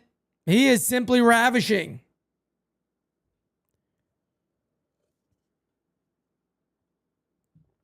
Yeah, no doubt about it. If those guys really get going, they've won games without Ohtani being good. Ohtani's been terrible this postseason. Doesn't get the coverage that a guy like Judge gets when he's terrible, but you're not wrong. You're not wrong. Javi wouldn't surprise me. It wouldn't shock me one bit. It wouldn't shock me one bit. I wouldn't be shocked at all if they're a player for him if he is available. Wouldn't shock me one bit. Smack that like, hit that subby, ladies and gentlemen. Let's get it, baby. Let's get it.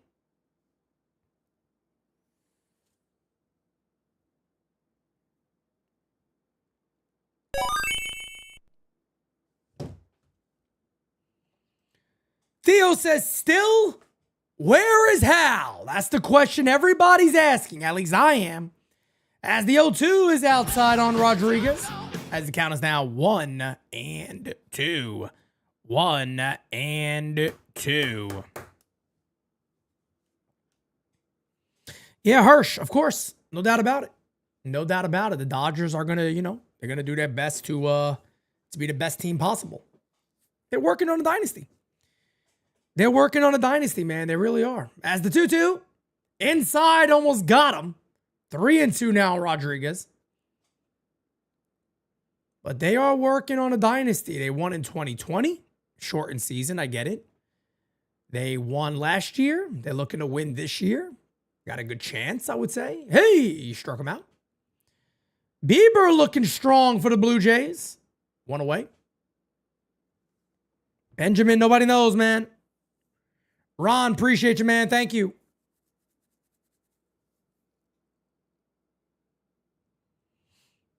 Hoosiers fan, you never. Hey, look, man. Nowadays, winning 2 in a row is impressive. It's impressive. Dodgers have gone to the World Series how many times in the last 6 years, 6, 7 years? 5? Has it been 5 times they've gone to the World Series last 7 years? I think it's been about 5 times. I don't have the numbers in front of me. But they lost. Didn't they lose? I think they lost 2 years in a row. They won in 2020. They won last year, and they're looking to go back this year. So I feel like over the last 7, 8 years, they've been in the World Series 5 times. Something like that. As he got him. Good play there to retire Polanco 2 away.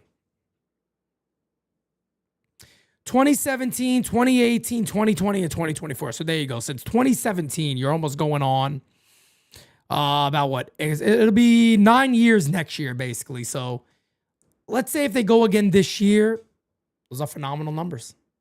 Those are great numbers. They're doing something right. They're doing it right. That's all you can say. Jeff, what's up, man? That's all you can say, man. That's all you can say. That is all you can say.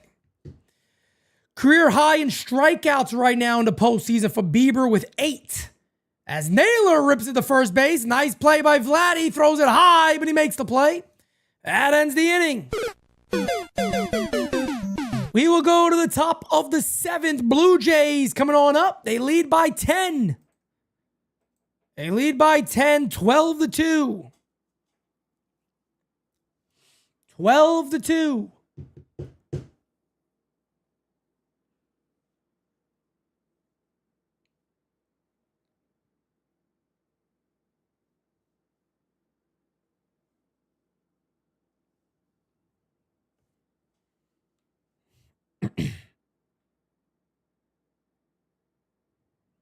Do me a favor, guys. Hit that like button for me if you don't mind. Appreciate you guys hanging out with me today.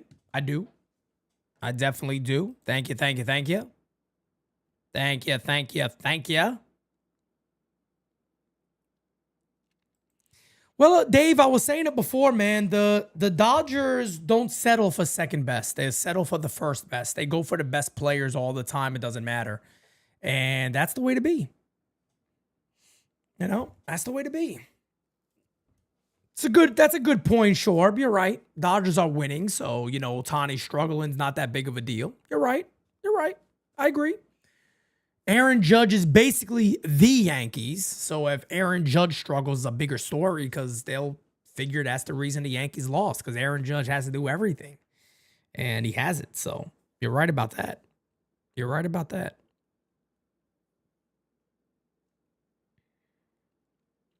He's the whole team. He is. Was anyone else having issues? Yeah, man, T85, I couldn't go live, so I had to cancel it and wait. But YouTube was down. The server just was not working on any video at all. So I had to kind of cancel my old stream and redo a new one. I had to wait a little while. And once I went live, it was, I think, the 3rd inning or the bottom of the 2nd, and the Blue Jays went off once I went live. Unfortunately, I was a good luck charm for them today.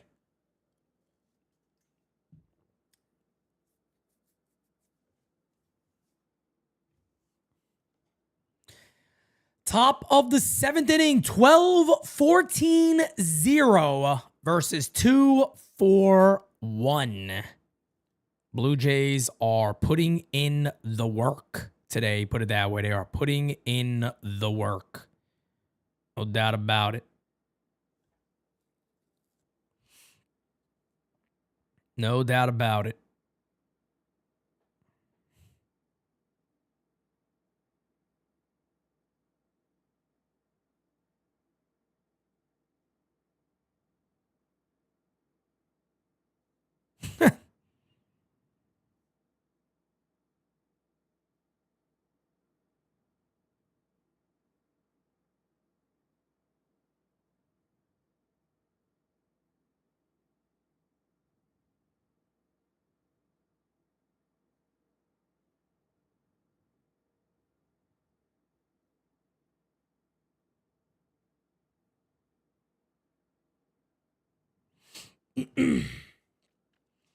Peter, you're going to be showing the Yankees lineup list and bullpen like you did last year? Yes. As I do my regular live chats during the off season, yes, I will. Try to be as active as I always am, guys. You know. Obviously, we do have a baby on the way, so this off season is a little different. But it's not going to take away much of my time. Of course, for the next couple of months, definitely not. The 0-2 is in the dirt. To Ernie Clement, who's 2 for 3 again. Just guy keeps hitting. Former Yankee Caleb Ferguson in the game here.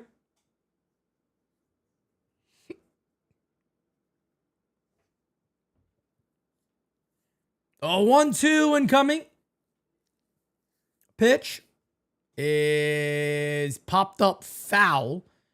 And the count remains 1-2. Count remains 1-2.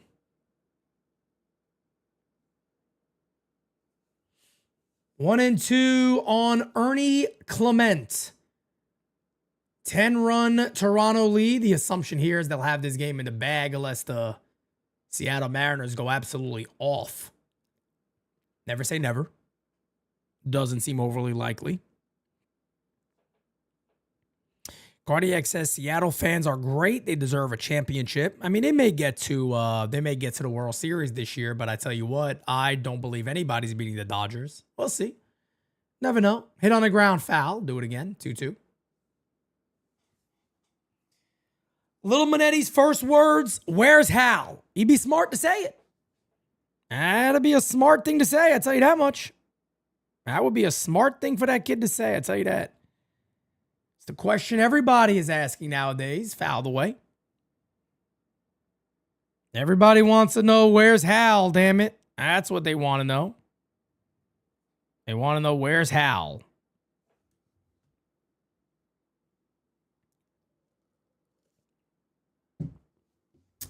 Two again. As the pitch is hit in the air to left field. Ranging back to make the catch. One away.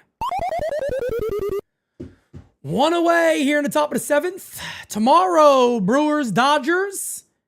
And again, tomorrow, Blue Jays, Mariners. I will not be calling either one of those games, just so everybody's aware. 12 o'clock tomorrow, I'll be live for the Boone Cashman press conference. And then later on that night, 8 o'clock, the NYYST podcast will be live. Doing a Yankees keep 'em or dump 'em.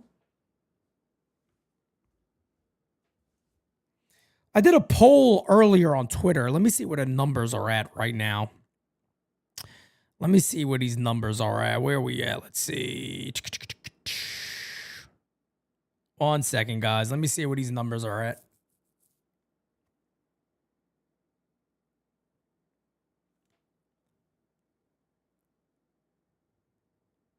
Hold on 1 second. Where the hell is it?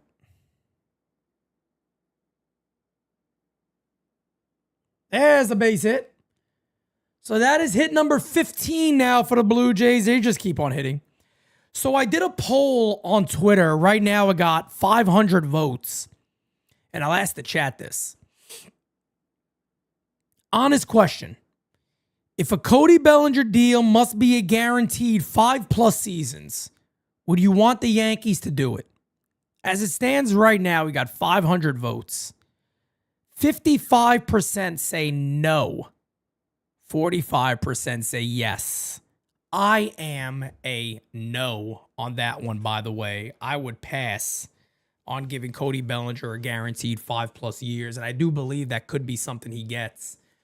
But I would certainly pass on giving Bellinger 5+ years. No way in hell. But you guys let me know what you think in the chat. Again, 500 votes right now. 55% of the fans say no, they would not give him 5+ years.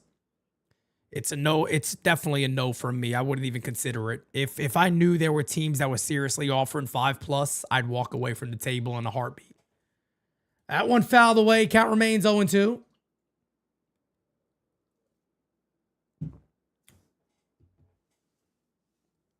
Medina says 4 years, yes. 5 years, no. I can't be sold on 5 years. I can't. I can't, man. Cody Bellinger throughout his career has been so up and down. I couldn't consider giving him that many years. And I know this sounds crazy. It feels like a DJ LeMahieu type thing where he just won't be the same type player. I think you'll probably get the best year this year out of Bellinger. I don't think he'll be that same guy every year.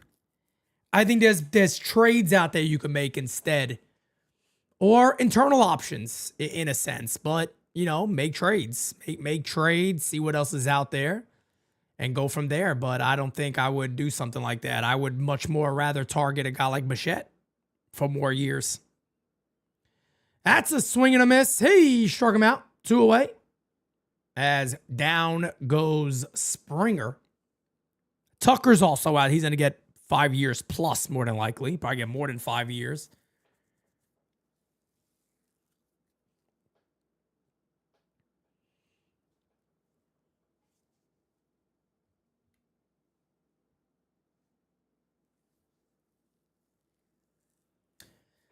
Pitch incoming to Nathan Lukes is hit on the ground a second. That'll end the inning. Bottom 7 coming on up. Bottom 7 coming on up. Ladies and gentlemen, I'll be right back with you. Smack that like, hit that subby. Be right back. Hey. Got a plug for you guys real quickly. We are always excited to call Yankee games here on GameSZN Live, but we are also always excited to attend Yankee games in person, which is why I want to give the official sponsor of GameSZN Live, SeatGeek, a huge shout out. Right now, you can get tickets to Yankee games, MLB games, concerts, and so much more. And with SeatGeek being MLB's official ticket marketplace, your tickets are fully guaranteed and instantly fulfilled to your cart once you purchase. The app and the website are also really phenomenal and very, very easy to use. I got the Yankees already pre-filled. Let's say I want to go see some San Diego Padres action against the Yankees. A little Fernando Tatis action. You got it right there, baby. Look at this. You go, I don't know what side I want to be on. Who the hell knows? Let me go ahead and click. I like section, 223. Okay. You can choose where you want. You can choose the tickets you want, the seats you want. It gives you a beautiful look at what's going on in the world today. You have to absolutely love how easy this is to use. And here at the U, we came through for you. You can go ahead and get $20 off your first purchase with promo code UNDERGROUND. Again, that is $20 off your first purchase with promo code UNDERGROUND. Make sure you click the link in the description to download the app and have the code automatically added to your account so you can use it later. No, that's my seat, geek. Back to GameSZN Live, baby. Let's go Yankees.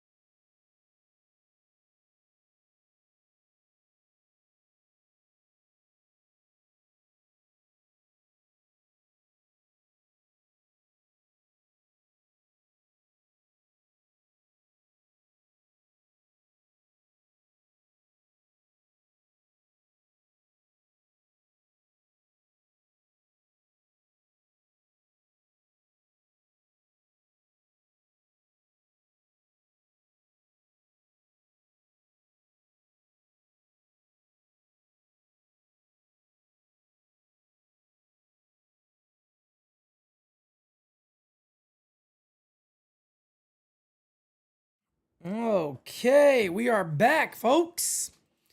We are indeed back. Bottom 7. Braden Fisher in the pitch now for the Blue Jays.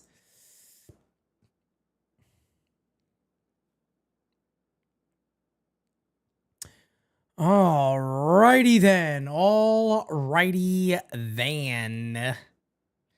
Blue Jays looking to make this a series. They're down 2-0, looking to make it 2-1 here, up by 10 runs. 1 run to Suarez is lined to left field. There's a good start. Base hit. Base hit for Suarez. That'll bring up Canzone. Dominic Canzone. Dominic Canzone. Ladies and gentlemen, you guys have already heard me say, I've said it 100 times and I'll say it again. That's it. My number one target this offseason would be Bo Bichette, Bo Bronx, over everybody. Because the biggest upgrade the Yankees can make is at shortstop. The biggest upgrade they can make. Defense or not, don't give a poot. You got McMahon at third base. You got Jazz at second. That increases their range. You don't got to worry as much about Bichette's range with those guys being there. And on top of that, that's why I also go get Okamoto, because Okamoto's a gold glover at third base and first base. Makes your team so much better. Darwinning says JD in Jones trade. JD in Jones trade. Drop Efros, get Alcantara. We'll see. I mean, there's so many days that need to go by to even know who's available. We have no idea yet who's going to be available out there. We got to wait. You know what I mean? We got to wait. We got to wait to see who's actually going to be available. But as of right now, we have no clue. That one is ripped to right field, but foul, especially on the trade market is what I'm talking about. We really don't know who's available. Yeah, we don't know who's actually going to be available via trade. That's why it's kind of hard to talk about it right now.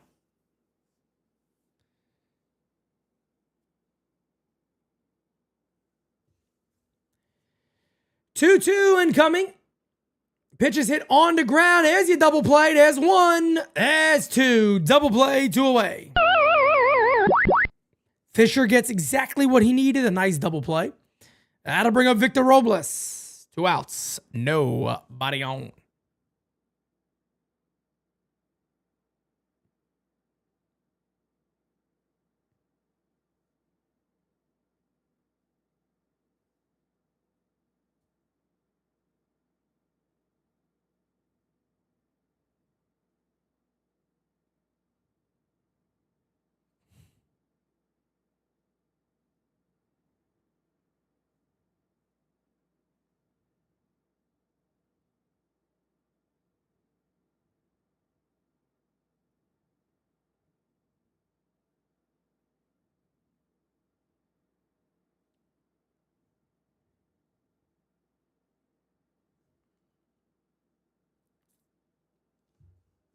One on one. The 1-1 from Fisher pitch is outside 2-1. No guarantees with Lombard, says Medina. Yeah, the Yankees are already kind of starting that. Alexander Gordon, what's up, brother? The Yankees are basically starting that up already. Well, not the Yankees. Some of the beat writers are starting that already, as this one has popped up. On the infield, catch is made. That ends the inning. We'll go to the top of the A's. Blue Jays up 12-2. Yeah, but some of the guys are, some of the beat writers are already starting up that conversation. Joel Sherman mentioned, well, they got Lombard coming up. They'll make the same. And look, again, I said this when it was Volpe. It has no disrespect to the prospect. Fact of the matter is, man, you can't. You can't do that. You got to get the best player. If they're that good, they will find a spot. I promise. It's just insane. Alexander Gordon says, Pete, how you like the Volpe injury? Yankees PR gimmicks. The saddest thing is, Alexander Gordon is today, I've been told about 12 times that Anthony Volpe played injured. He's going to have a great season next year. I mean, what does that mean about his first and second year then? What does it mean about this year? He played injured. Here's another question then. Why did the Yankees, who are a World Series caliber team, play a compromised player in the biggest games of the season? If that, my friends, is not a fireable offense, I don't know what is. Every beat writer tomorrow should be dogs out there. Absolute dogs. If that's the case, why did you guys run him out there every day? You mean to tell me Jose Caballero is not a better player than Anthony Volpe as it stands right now? Did he not show you guys that? Why was he not out there if that's the case? Oh, please, cut the shit. Cut the shit. I was actually just, when I was down like this, I was actually responding to somebody who brought that shit up. Oh, he's going to have a great year is the reason. Oh, fucking hell. God almighty, please, man. The Yankees can say anything and people are going to listen and believe it. They're going to fucking listen to anything. I can't believe some people, man. Cracks me up. Cracks me up. Volpe still hit 20 home runs and is a top 10 shortstop. In what world is Anthony Volpe, Ronnie, in what world is Anthony Volpe a top 10 shortstop? Are you people out your mind? A top 10 shortstop? And what fucking planet? God, my goodness. Medina says Volpe cannot be the starting shortstop in 2026. He will be. He will be. Jeff says Rizzo, Cole, Volpe, Judge, Stanton, all mismanaged by the medical team. All lies from Baboon and Trashy. Our team's run by liars. They suck. They suck.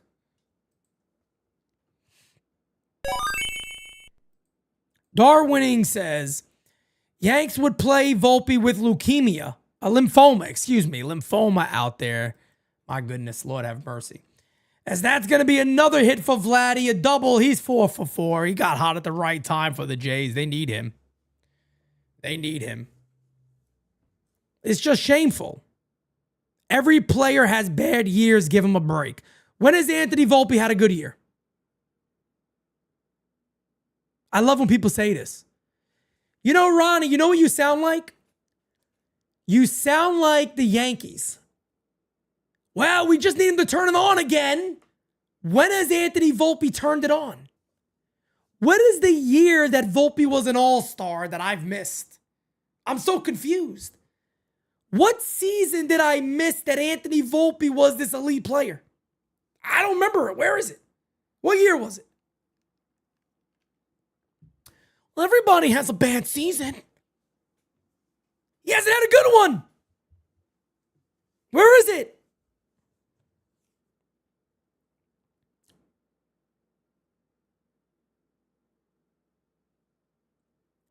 One incoming. That is low. And the count is 2-1. 2-1.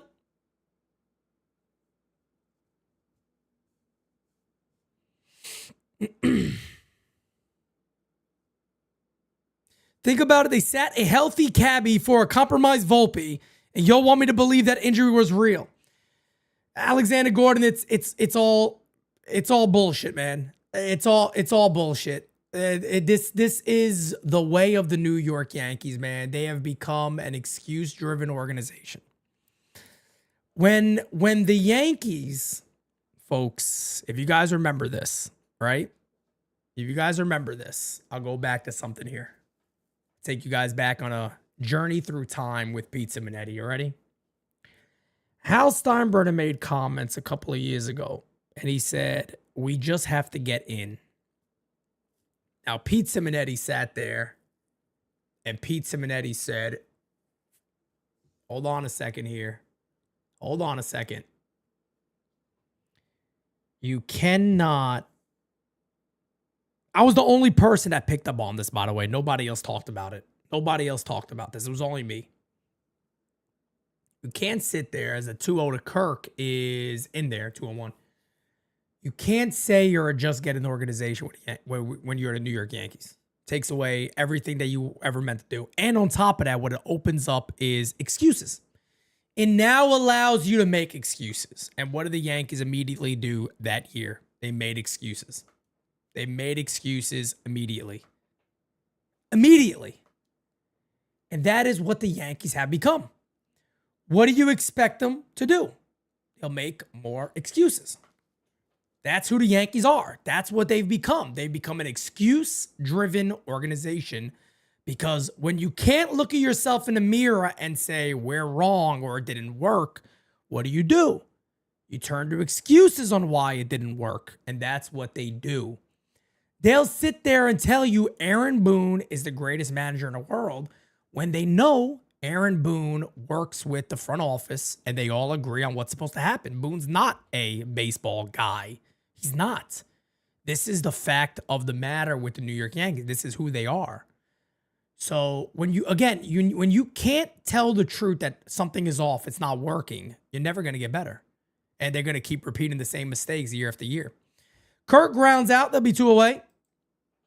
When you allow excuses to be entered a room, everybody's going to utilize excuses.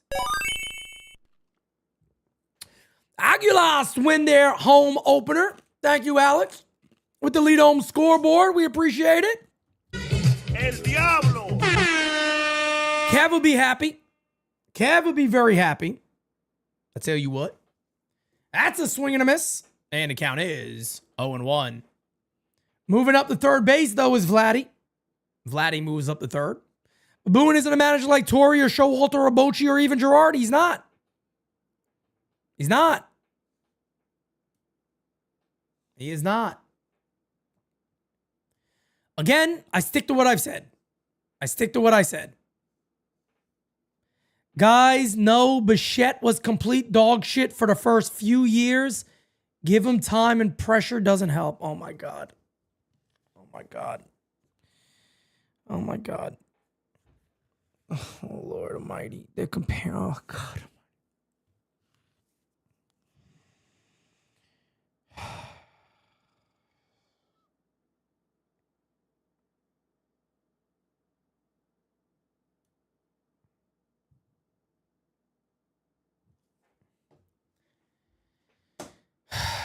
That'll end the inning, folks. Guys, Bo Bichette, his first year, had 200-plus at-bats. He hit 311. His second year, he had 128 at-bats. He hit 301. His third year, he had 690 at-bats. He led the league in hits. The next year, he led the league in hits. He batted 298 and 290 those years. I'll be honest with you, if you're going to fucking talk in this chat, make sense. Please make sense when you're going to compare Anthony fucking Volpe to Bo Bichette. Please. Please. He could be a rock at shortstop. Who gives a shit? I don't care if he's poor defensively. That's the reason. Let me again give you guys a lesson. Ryan McMahon. Amazing third baseman, great range. Jazz Chisholm, very good second baseman, great range, especially to his right. Folks, that's the reason you are okay with bringing in a Bo Bichette. You got great defense next to him. That should make everybody say, you know what? Okay, is he a great defender? No, he's not a great defender. You would trade that in? You would say, no way, I can't get Bo Bichette. He's not a good defensively. You would sit there and say, I'd rather have Anthony Volpe at shortstop over Bo Bichette because Volpe's defense might be this year, slightly better. Slightly better. Barely even better than Bichette. That's the reason. Come on, man. Come on, folks. Look. If the Yankees had a horrible third baseman and a bad second baseman, I would even sit here and say, may not be the best time to be the best fielder. I don't disagree. It may not be the best time to get a Bo Bichette. But when you got a guy like McMahon and you got Jazz up the middle and you stick Bo Bichette there and their range is going to benefit him, that is why I'd say you go get him now. Go get him now. So I'm not downplaying his defense. I'm not downplaying his defense at all. You got the right guys already on the team to add a slightly worse defender. Go do it. Ronnie says Bo is great, but he is one. And you think he's going to jump into pinstripe? Who said that? Who said he's going to jump into pinstripes? Nobody said that. You got to pay for him. Go pay for him. That's what the Yankees should do. even if you don't want to be in pinstripes, okay? Even if you don't want to be in pinstripes, convince him to be in pinstripes. That's your job. Convince him. Convince the best players to play here. That's what the Dodgers do. I go back to what I said earlier. The Dodgers can't offer deferrals. They could do it. They could do deferral shit all day. The player has to sit there and go, I'm willing to do that to be a Dodger. I'm willing to defer this money to be a Dodger. A lot of other teams can't do it. You know why? The Dodgers are winning and players want to win. That's why they're willing to do it. That's why they're willing to do it. One away here in the bottom of the 8th inning, one down. A lot of people believe that the team just says, we're going to defer money, and the player has to accept it. No, the player has to agree. The player's decision to defer that money.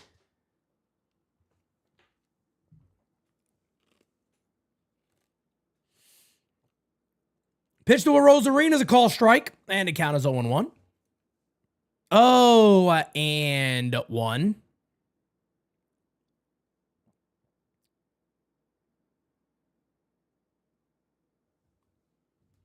I love Zach Neto.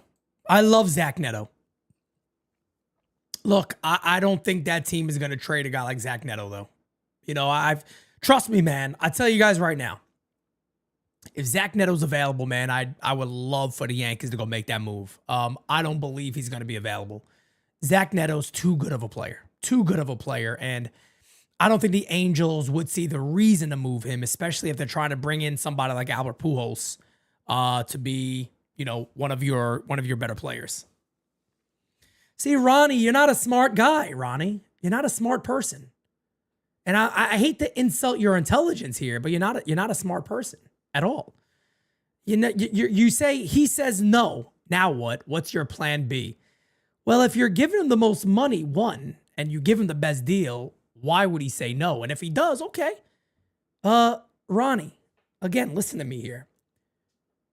You can have a plan A, plan B, plan C. That'll be better than Anthony Volpe for what he's performed at. And as you guys, I got a short coming out. You guys are going to see it if you watch Designated Spitters. It was on there, but I did a short kind of combining some stuff together. 3-2 and coming to a Rosarina. The pitch is ripped in the air to left field and deep. Going back, still back. That ball's gone. 12-3. But I talked about it on that short a little bit. If Volpe goes ahead and goes somewhere else and he becomes a good player, who gives a shit? Who cares? It didn't work here. Who cares? I don't wish no bad on Anthony Volpe. If the Yankees got rid of Volpe and it went somewhere else and he goes on and becomes an all-star somewhere, God bless him. It didn't work here. It's all that matters. It's all that matters. It didn't work here.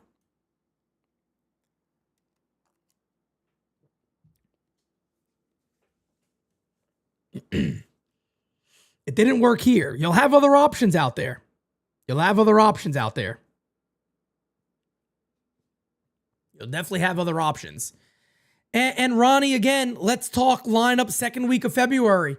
You keep throwing little laughing little emojis on there. I'm already on record. Do I think the Yankees get Bo Bichette? No. I don't think the Yankees get Bo Bichette. I don't think they will. I would do it. Doesn't mean the Yankees will. I don't expect the Yankees to get Bo Bichette. I think the Yankees think like you think, Ronnie. Stupid. That's how the Yankees think. They think dumb. There you go. That's my message. So yes, I don't believe Bo Bichette will be a Yankee. I do it. I don't think they will. 1-1 incoming. Pitch is hit in the air to right field. On back. Still back. Back-to-back home runs as Cal Riley goes yard to right. It's a 12-4 game here in the bottom of the 8th.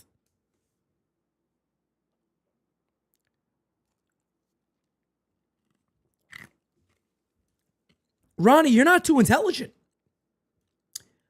You're really not too... Then what are we talking about? We're talking about how the Yankees could get better. I mean, it's unbelievable how... I mean, you cannot be a grown man. Can't be a grown man, right? I'm not the only person noticing this. I'm talking about what I would do and what I believe would make the Yankees better. Doesn't mean the Yankees will do it. I said the Yankees should have signed Jorge Polanco last year. They didn't do it. I said at the beginning of the year they should have signed Ahmed Rosario. They didn't do it. They waited later. Unbelievable. Unbelievable. Jira just says wasting your time, Pete. Okay, Jira's right. I'm wasting my time. I'm not gonna respond no more. Unbelievable. Ronnie wants a refund on his membership. I give it to him. I give it to him 100%. I give it to him. Damn it, quick. He gets a refund fast. This is why you don't do drugs. Exactly right. 2-0 incoming here on Julio Rodriguez. There's a call strike. And the count is 2-1. Smack that like, hit that subby, folks. Smack that like, hit that damn subby.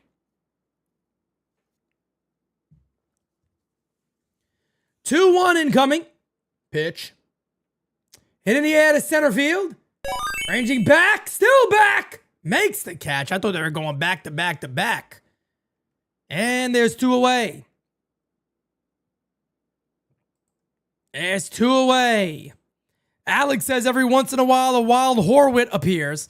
And it's not him. It's the embodiment of him. Oh, my God. Oh, my goodness. Lord. Thank you for being a friend. Thank you for eating gabagool. Here is Leo Rivas. Here's the batter. 2 outs. Nobody on. There's a call strike. 0-1, baby. 0-1.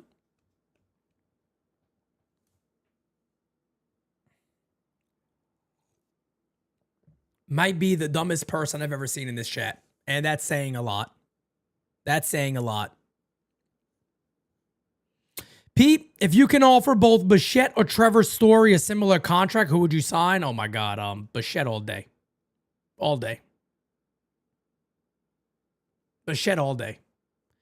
Alexander Gordon, I think, to be fair, I think last year was a good offseason, especially losing on Soto, but you lost on the best and you got the second best. That's my problem a lot of the times with the Yankees recently is that they settle for the second best. That's something they can't do. This offseason is another situation there where you look at the club and they're a lot of the things the Yankees have to do is honestly getting their own current players on the contract right and working with them. Ben Rice needs work at first base. That's something big that he needs to be working on the footwork. Whenever they plan on having him, not report, but obviously they schedule out off-season plans for players. And one of his big plans is obviously getting his footwork right at first base. Jason Dominguez, get that kid right in left field, man. I'm sorry. The saddest thing about the Yankees is if Jason Dominguez played for a team like the Guardians, everybody knows that in the offseason, he'd improve. He'd improve defensively. He struck him out. That ends the inning. Go to the top of the ninth. The saddest thing about this Yankee team is that nobody believes they will make Jason Dominguez a better left fielder. That's the scariest thing about this team. Because I've said it before. If I were to go in a meeting with Yankees brass, Yankees leadership, I'll say, hey, guys, look, man, I'm going to see this at a, not even a positive. Let me explain something real quick. We're not as bad as some people could make it out to be, right? We're not too far away. Here's what I would tell them. I would say, look, off the cuff, without adding anybody, we could start kind of mapping out a lineup. Jason Dominguez should be a top priority in getting this kid right in left field. Because, let me tell you why. Leadoff hitter, Dominguez. Second hitter, Ben Rice. Third hitter, Aaron Judge. That is a beautiful 1 through 3. That is a beautiful 1 through 3. And as Hirsch just said, the problem is Dominguez should be playing center field, especially at Yankee Stadium. No doubt about it. It's easier. We've seen, by the way, Cody Bellinger, great outfielder. We've seen him struggle in left field. Cody Bellinger, I call that every time. There was a lot of times Cody Bellinger struggled in the left field. Left field is the toughest position at Yankee Stadium to play. Let's say the Yankees, for an example, did that. And they said, let's put him in center field. So there is a quick 1 through 3 to say, hey, that makes us a better team. And if I'm looking at the Yankees and I'm looking at free agency, right? I would sit there and look at everybody and go, look, what position can we truly make the greatest impact? What is that position? What's available? Okay. And this is why I bring this up, right? This is why I bring this up. Okay. Bo Bichette's available. It's a major upgrade over Anthony Volpe. Okay. Not the only guy out there. I get it. Bo Bichette's out there. Major upgrade. Makes your team way better. Okay. Okamoto is a player that's out there. Murakami's a player that's out there. Tucker. All these guys do make your team better. But I believe Bichette is the greatest upgrade you can have, specifically in offense. Offensively, he makes them way, way better. Makes the team way better. And that's what you could do. That's the biggest upgrade you could do. So those would be my suggestions. I don't know what the trade deadline looks like. I have no idea. I have no clue what that deadline is going to look like for the Yankees. I don't know. I have no idea. Or, excuse me, not deadline. I'm sorry. The available trades from other teams. I don't know who's available. We don't know yet. There could be a lot of players available. Anthony Garcia says Turner, Lindor, Henderson, Bichette, Neto, Wilson, Witt Jr., Ellie, Story, Betts, Abrams, Swanson, Correa, Pena. All better than Volpe. Agreed. Agreed 100%. 100% I agree with you. I agree with you 100%. Matter of fact, I'm going to leave that shit on the screen. I'm going to leave that on there. And again, for anybody saying, Pete, but, what if they don't do it? Okay, what if they don't do it? All I'm here to tell you guys is what I think I would personally do. That's it. I'm not saying the Yankees are going to do any of these moves. These are moves that I believe in free agency that make the Yankees better. That one hit in the air to deep right field. Addison Barger goes yard. And it's 13-4 Blue Jays lead. 17th hit of the game.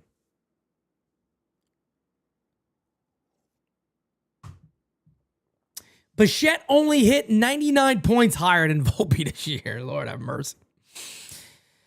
My goodness. Oh, my goodness. I tell you what.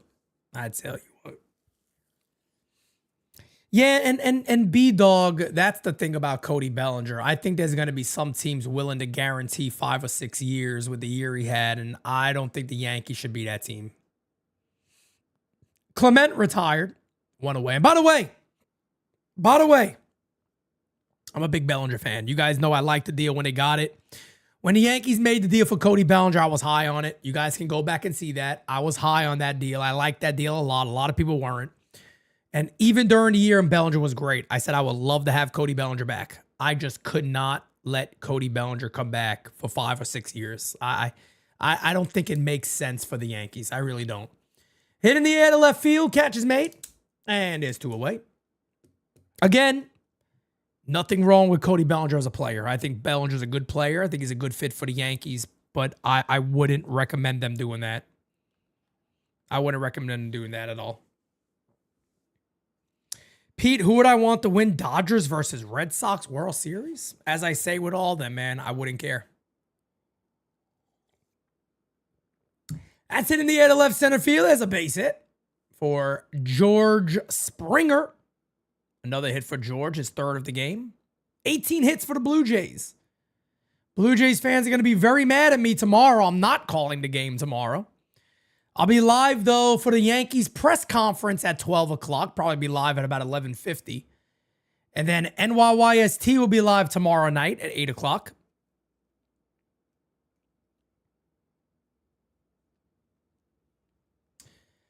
As the pitch is in there. And one quick thing about Kyle Tucker real fast that I do want to share with everybody. Thing you got to remember about Kyle Tucker, as the pitch is hit on the ground slowly, Fields makes the tag that will end the inning. We'll go to the bottom of the 9th. Last at-bats coming up here for the Mariners. I want to share this with you guys real quick. The thing you got to remember about Tucker, you want to know why the Yankees should be interested in Kyle Tucker?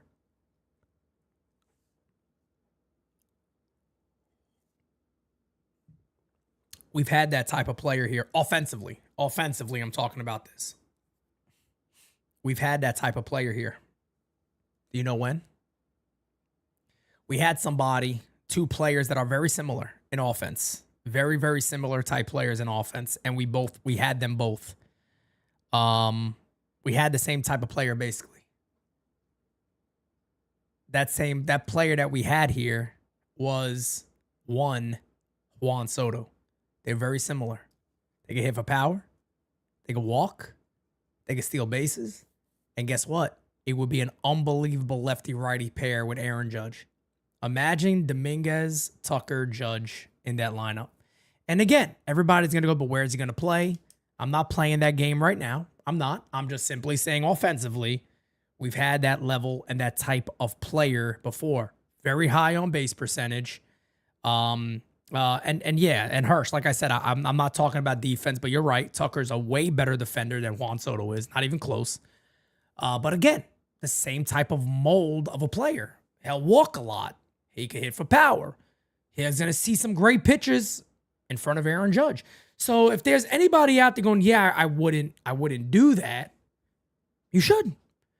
Yankees should consider moves like that. But Bichette, Tucker, yeah, these are moves you should consider doing. And the good thing is, as I said before, we don't know what trades are going to be available, but the Yankees can trade for just about anybody. I don't know who it's going to be, but they could trade for just about anybody out there. They could trade for just about anybody. They have that type of farm system right now where they can make just about any deal they want to make. So we got to also know what player is going to be available because we just don't know right now.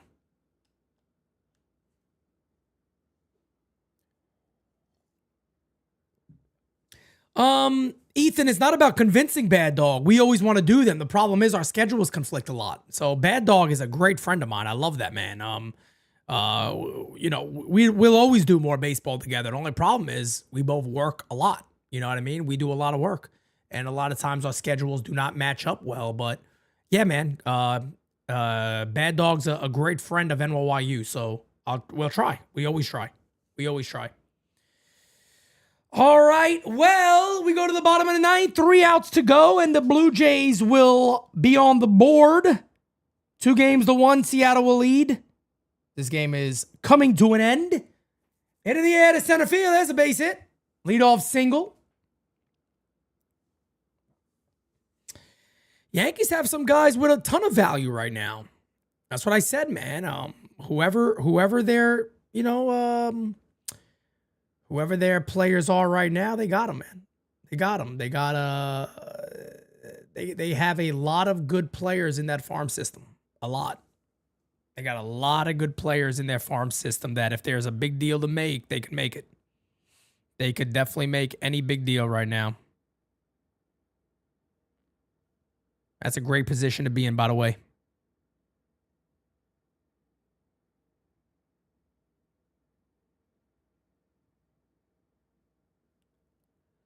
Runner on first base here for Suarez, who, if you're the Mariners, you got to hope he gets hot.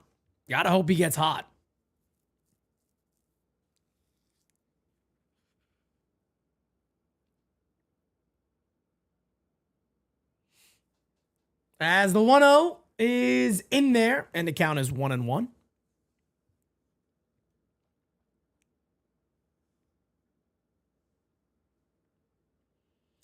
One incoming here. Fluharty, whatever the hell his name is in the game. That's fouled away. 1-2. 1-2. What time is the post-mortem press conference tomorrow? 12 o'clock, and I will be live for it. I'll be live right here on NYYU, folks. Do not worry. I will be live mañana. I'll probably be live at like 11:50, kind of getting into things and all that stuff. But yeah, man, I'm excited about that one. I'll be up early, go to the gym, get a nice workout in, and come home and get ready for that at 12. Like I said, I'll likely be live at about 11:50 or so.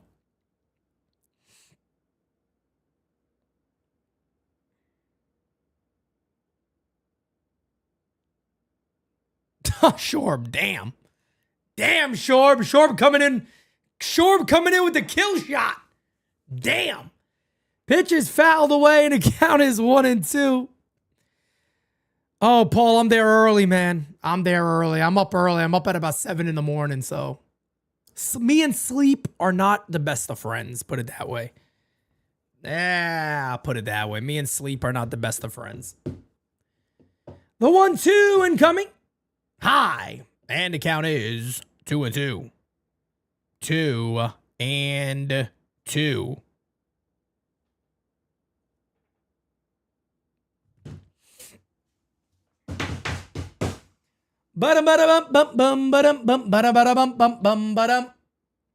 Fouled away. Staying alive is Eugenio Suarez. Staying alive.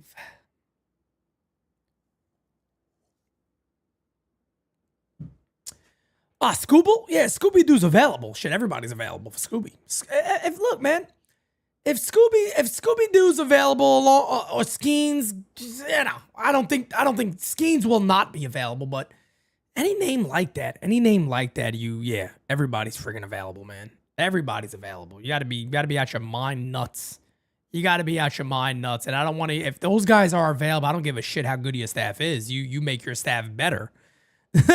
That's how you win. You get the best players. You make your team better. Yeah. Yeah, if they're available, I don't give a shit about a prospect. I don't care. Yes, for one season. Yes. Yes. Guess what? Let me tell you guys one more thing. Last year they did it with Juan Soto. They went to a World Series. He wasn't the reason they lost. They went to a chip. They got the best player available. Is it coincidence they went to the World Series? I think not. Hey, struck him out one away. I think not. Go back to the day they got Juan Soto. What did I say? World Series move. They went to the World Series. Not a coincidence. Why the Dodgers always get in there? They get the best. They don't settle for second best. They get the best. And they don't ask questions about it. They do it. They do it. Stop this. Well, maybe we settle. No. Get the best. Get the best players. Get the best players. Get the best players. 1-0 here on Mitch Garver is going to pinch it.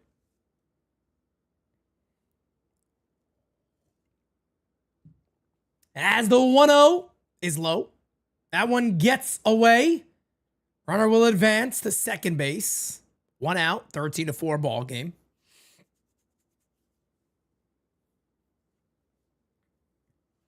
Scott Wright, you know the crazy thing is? Dave Dombrowski would get the Yankees back to the World Series. You wouldn't have much of a farm system left, but you'd have the craziest fucking team you could ever imagine. And I'm not even joking about that. I acknowledge your farm system might be fairly depleted, but that dude would put the Yankees in the World Series. Vladdy makes the play in foul territory 2 away. That's why I call myself Pete Dombrowski. I call myself Pete Dombrowski for a reason sometimes, because every now and then I get a little crazy. But yeah, man, he would love to have the Yankee system right now for the type of deals that he'd be able to make, and he'd make them.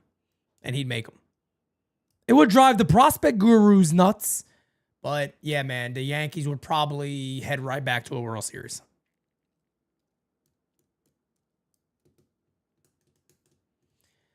All right, 2 outs here. That one's line right to first. That'll be a ball game, ladies and gentlemen. Wait, let me get a little. Okay. There we go. Well, that'll do it, folks. The Blue Jays win this game 13-4. Again, quick update for everybody. I will be live, probably going live at about 11:50 in the morning for the Aaron Boone, Brian Cashman press conference tomorrow at 12 p.m. I'll be live at about 11:50. And then tomorrow night, the NYYST podcast will also be live. They'll be doing their keep 'em or dump 'em that they do every year. So with that being said, folks, thank you so much for hanging out with me today. You are the best of all time. Peace out, folks. Have a great rest of your night. See you guys tomorrow, early in the morning. Peace. Can't make a promise, but I do my best. 25 sitting on 25 racks. Just got started, no, we ain't done yet. Bought a new crib, that's a goddamn flex. Sign that check. Told them last year that I been up next. Can't take calls, but I send that text. From way downtown.